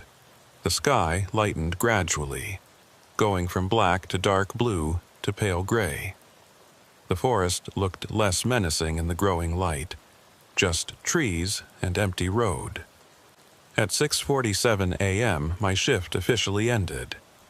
I drove back to the barracks in Caribou, exhausted and unsettled. Sergeant Walsh was in her office. She looked up as I entered and immediately frowned. "Dalton, you look like hell. Rough night?" I sat down heavily. "You could say that. Want to talk about it?" I pulled out Parker's notes and set them on her desk. He wasn't exaggerating. Everything he warned about happened. The faceless person, the voice from the farmhouse, the duplicate patrol car. All of it. She leaned back in her chair, studying my face. "Are you sure? Is it possible you were tired? Maybe your mind was playing tricks. I know what I saw. I'm not imagining this." She was quiet for a long moment. Then she pulled out a file from her desk drawer. Parker filed a report, an unofficial one. I buried it because I didn't know what else to do with it, but it describes the same things you're talking about. She slid the file across the desk. I opened it and found several pages of typed notes. Parker had documented everything. Dates, times, specific incidents. The patterns were clear. The anomalies happened consistently between midnight and 4 o'clock a.m. They got worse over time, becoming more frequent and more personal. "How long did he patrol that route?" I asked. 23 months. By the end, he was filing these kinds of reports almost every night. But when we sent other officers to verify, they never experienced anything. It was like the sector was targeting Parker specifically. Or maybe it takes time. Maybe you have to patrol it long enough before it starts. She nodded slowly. That's what I'm worried about. What if this sector does something to people who patrol it regularly? What if it's not about mental health or fatigue, but about something actually wrong with that stretch of road? Then we need to investigate it properly. Send a team during the day, check for, I don't know, environmental factors, maybe underground gas leaks causing hallucinations, something rational. We did, 3 months ago, after Parker's first complaints. Environmental services found nothing unusual. No gas leaks, no electromagnetic anomalies, no geological factors that would explain what people are experiencing. I rubbed my eyes, feeling the exhaustion settling into my bones. So, what do we do? I'm taking you off that route, effective immediately. I'll cover it myself tonight, see what happens. You don't have to do that. I can handle another shift. You had your first night and you're already showing signs of stress. I'm not letting this sector claim another officer. You'll transfer to Route 1, covering the coastal route. Normal traffic, well-lit areas, nothing strange. Consider it a direct order. I wanted to argue, but part of me was relieved. The thought of going back to Route 11, of driving through that darkness again, of encountering those impossible things, it terrified me. What about you? If you patrol it tonight and experience the same things? She smiled grimly. Then we'll have confirmation from a sergeant, which might carry more weight. And if I experience nothing, then we'll know it's something specific about certain officers. Either way, we'll have more information. I nodded and stood up. Be careful, Sergeant. Always am. Now go home. Get some sleep. Report back tomorrow night for the Route 1 assignment. I returned to the barracks at 6:47 a.m. Sergeant Walsh listened to everything. The faceless figure, the voice, the duplicate patrol car. She pulled out a file. Parker filed an unofficial report. Same descriptions, same locations. The documentation showed patterns. Anomalies between midnight and 4 o'clock a.m., getting worse over time, increasingly personal. 23 months he patrolled this. By the end, reports almost every night, but other officers experienced nothing. Maybe it takes time, I said. She nodded. We sent environmental services 3 months ago. Found nothing. No gas leaks, no anomalies. So, what do we do? I'm taking you off Route 11. I'll cover it myself tonight. I wanted to argue, but relief washed over me. That afternoon, I researched, found decades of scattered incidents, equipment failures, officers feeling watched, figures appearing and disappearing. Then, a 1952 newspaper article. 3 construction worker deaths building the highway, all within mile markers 18 to 23. The same area. Walsh found more. Before the highway, this was Maliseet tribal land. They called it the boundary place, where the living world ends. Sacred ground they avoided. A 1920s survey said they believed the land was thin, where the barrier between worlds was weak. My phone buzzed. Unknown number. Don't go back. It's not done with you. Parker, Walsh said. That night at 11:47 p.m. she called. Come back to the barracks, now. When I arrived, Parker was in the office with Walsh, Dr. Brennan from Psychiatric Services, and another man, Parker. Parker looked terrible. Weight loss, dark circles, shaking hands. Dr. Brennan interviewed me for an hour. My conclusion, you're mentally healthy, but the phenomena you describe, faceless figures, duplicate vehicles, voices, are classic stress-induced hallucinations. Parker experienced the same things, which could indicate genuine anomaly, or that the road is psychologically stressful in ways we don't understand.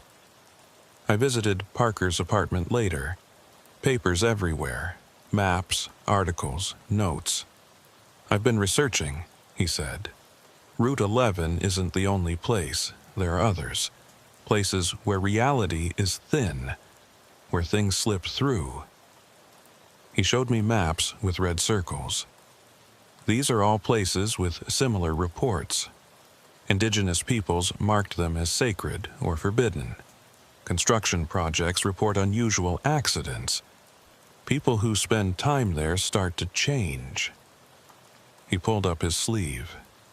A dark mark spread across his skin, like veins or tree branches.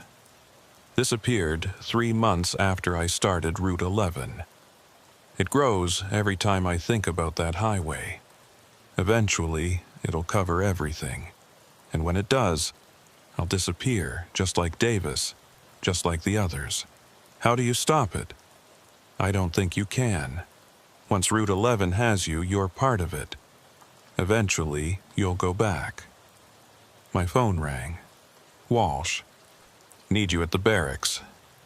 Back at the barracks, Walsh introduced Joseph Two Rivers, a Maliseet cultural consultant. My people have known about that place for centuries, he said. Kespeltemk, the place of thin boundaries. The barrier between our world and the spirit world is weak there, dangerous for the living. How do we close it? He smiled sadly. You don't. The boundary has always been thin there. All you can do is respect it, stay away, especially at night. We've built a highway through it. Then accept the cost. Places like Kespeltemk demand payment.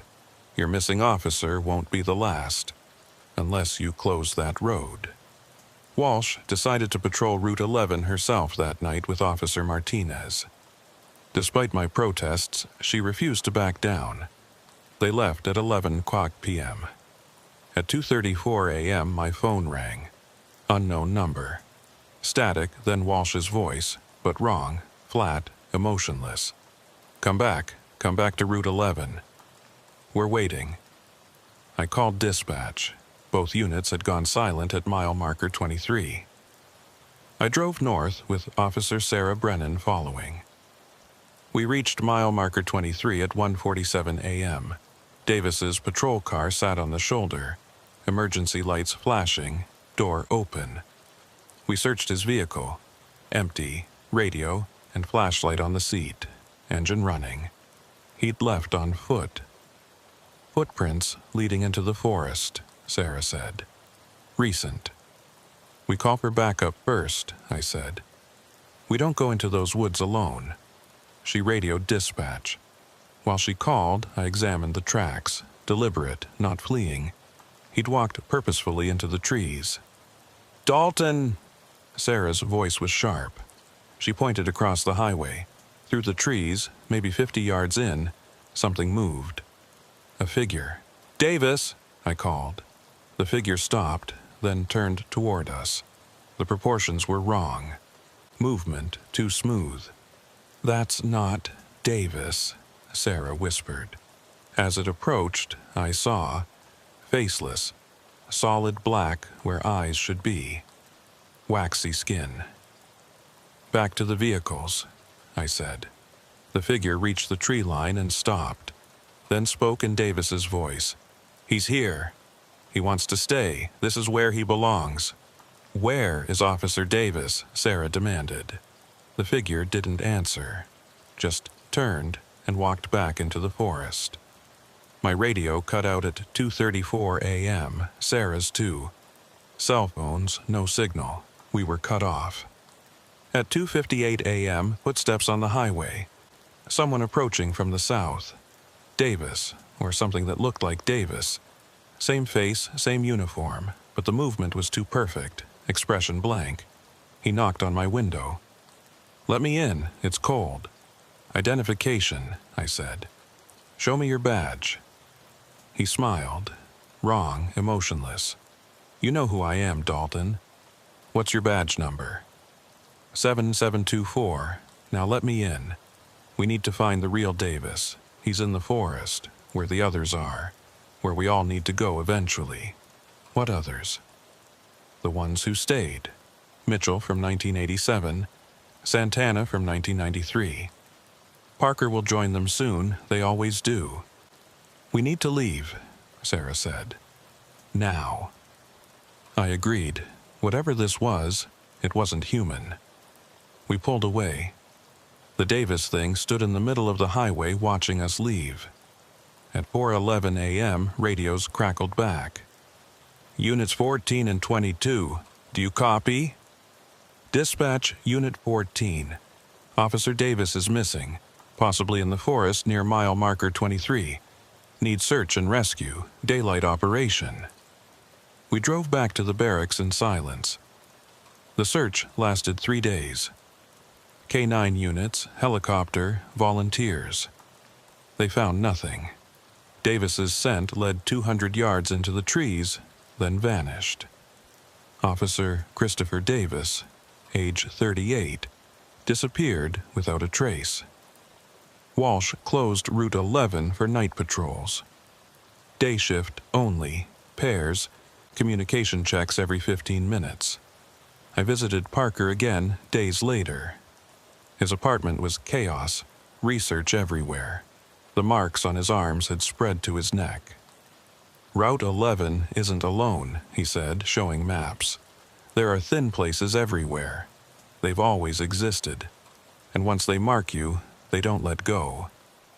The marks were spreading across his skin like dark veins. "Eventually, I'll disappear," he said. "Just like Davis. Just like the others. There's no stopping it." 2 weeks later, Parker vanished.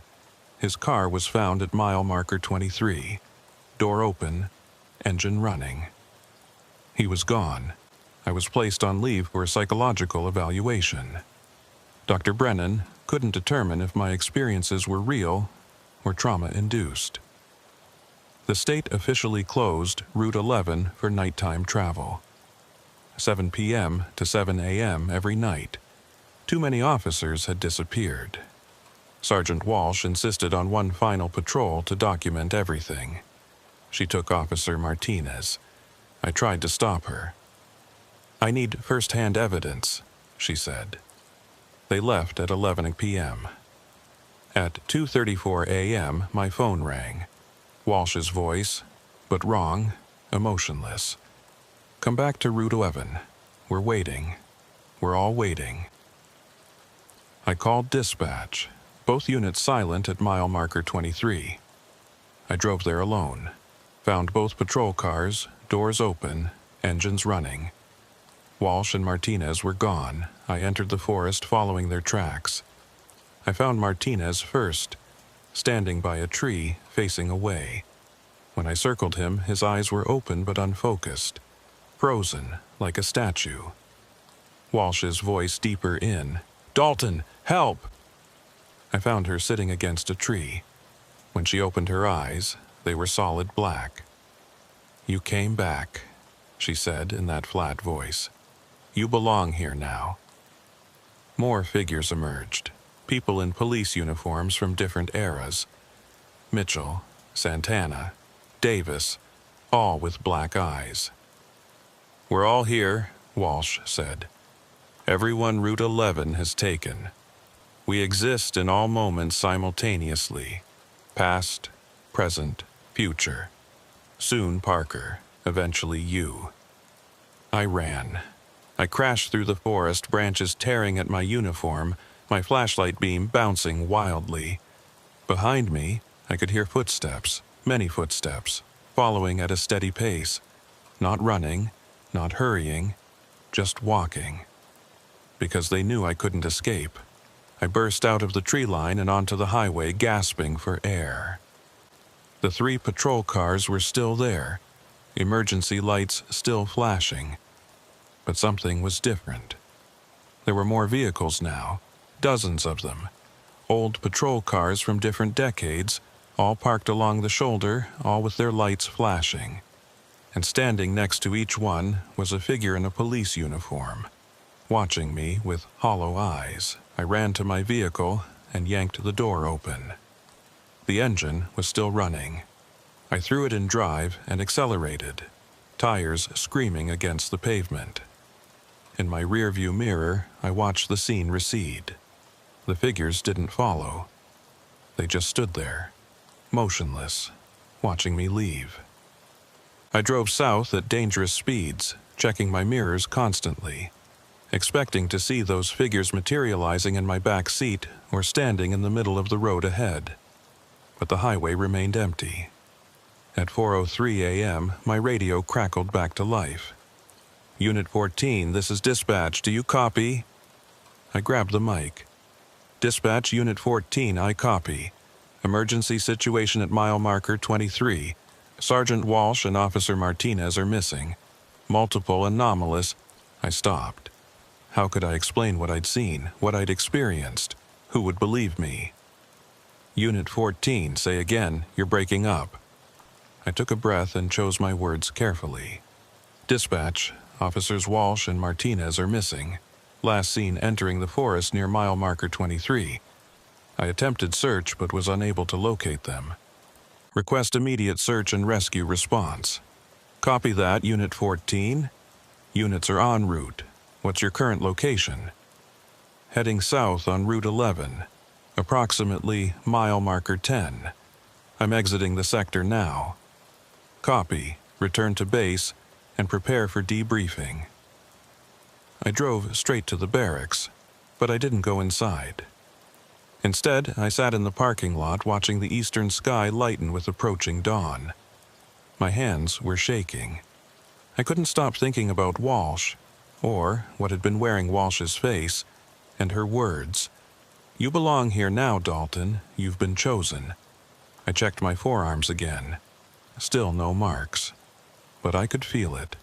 The connection Parker had described. The pulling sensation, stronger now, almost physical. Route 11 wanted me back. And part of me, some dark corner of my mind, wanted to return. I needed help, professional help. But first, I needed to warn everyone else. I pulled out my phone and started typing. I documented everything I'd experienced over the past 3 nights. Every detail, every warning, every impossible thing I'd witnessed. I saved copies to multiple locations, my email, cloud storage, sent it to news organizations and police departments and anyone else who might listen. If Route 11 wanted to erase evidence, wanted to prevent people from knowing what it was, then I'd make sure the information was too distributed to destroy. The search for Walsh and Martinez lasted a week. They found nothing, same as with Davis. No bodies, no equipment, no signs of what had happened to them. The forest had swallowed them completely. Parker disappeared on the 8th day. His apartment was found empty, door unlocked, all his research materials scattered across every surface. His car was discovered 2 days later, parked on the shoulder of Route 11 at mile marker 23. Engine running, driver's door open, no sign of Parker. The marks on his arms had spread to his neck and face, according to his landlord who'd seen him the day before. He'd looked hollow, she said, like he was already gone, and his body just hadn't caught up yet. I was placed on administrative leave pending psychological evaluation.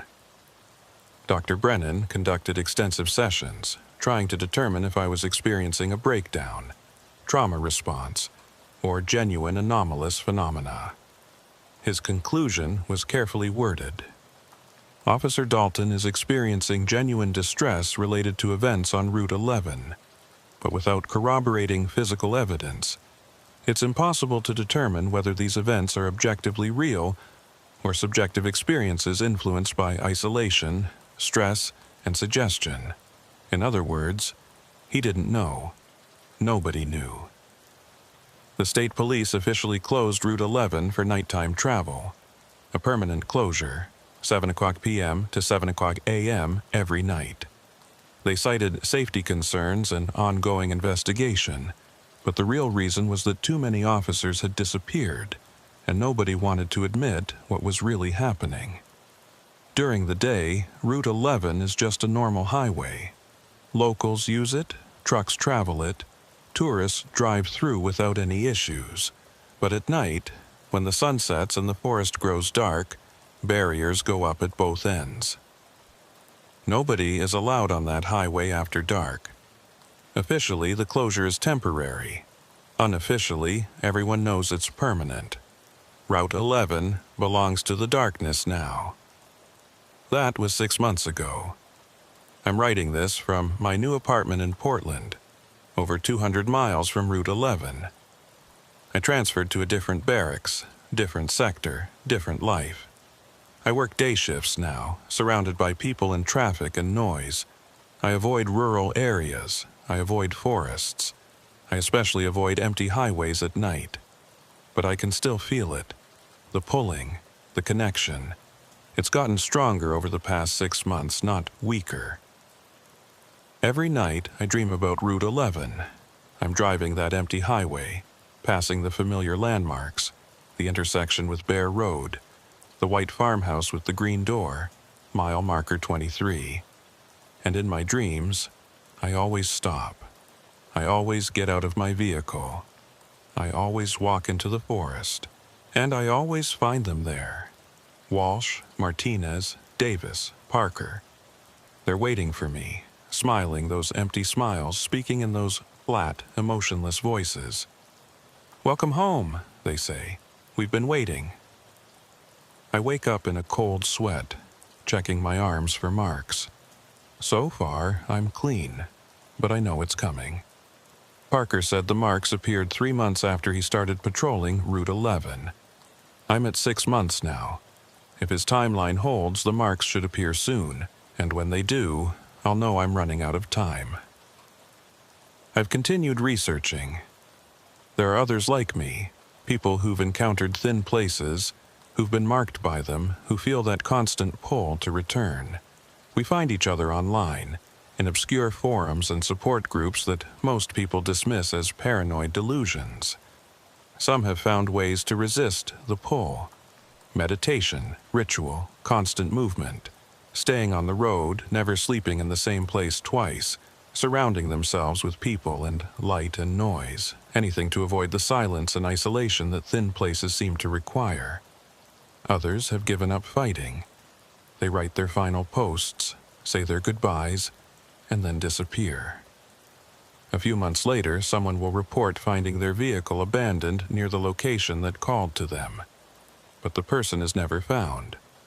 I don't know which group I'll end up in, the fighters or the lost. For now, I'm still here, still working, still functional, still maintaining the appearance of normal life. But I can feel myself changing. I've become paranoid, checking locks multiple times, avoiding anyone who seems too interested in my story.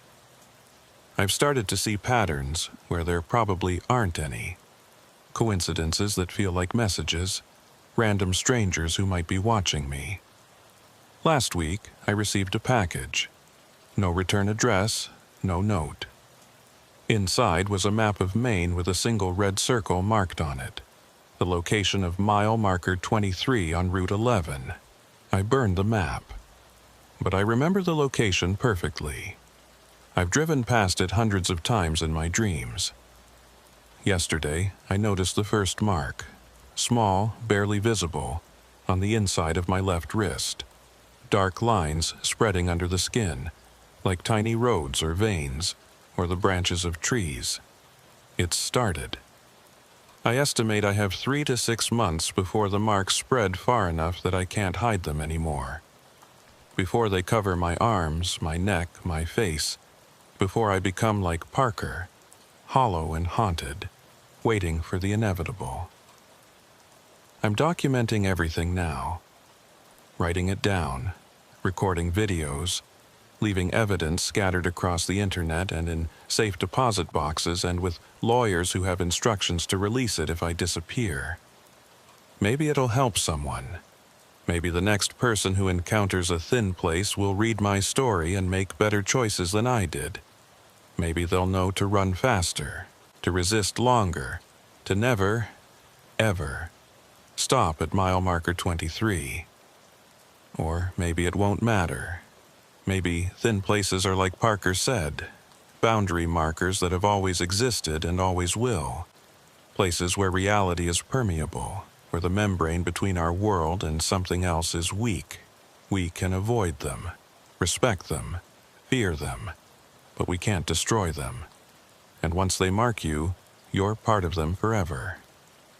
I keep thinking about what the Walsh thing said. We exist in all moments simultaneously, walking the highway forever, waiting for others to join us. If that's true, then somewhere, in some version of time, I'm already there. I've already stopped at mile marker 23. I've already walked into that forest. I'm already standing among the others, wearing an empty smile, waiting for the next victim. And the me that's writing this, sitting in a coffee shop in Portland on a sunny afternoon, surrounded by normal people living normal lives, I'm just a shadow, an echo of the moment before I was taken. A memory that hasn't quite caught up with reality yet. The pulling is stronger today. I can feel Route 11 calling me, whispering my name in the back of my mind. Soon, I'll have to answer. Not because I want to, but because I won't be able to resist anymore. Parker was right about everything. The marks, the pull, the inevitability of return. He knew because he'd lived through it, watched it happen to himself day by day, mark by mark. I wonder where he is now, standing in those dark woods, waiting. Or has he transcended even that, become something so integrated with the thin place that he's not human anymore? I don't want to find out, but I know I will. Last night, I dreamed I was standing on Route 11 at mile marker 23. It was 3:17 a.m., always 3:17 a.m. in these dreams. The forest was silent. The highway was empty, and I was waiting for myself to arrive. I saw headlights in the distance, a patrol car approaching.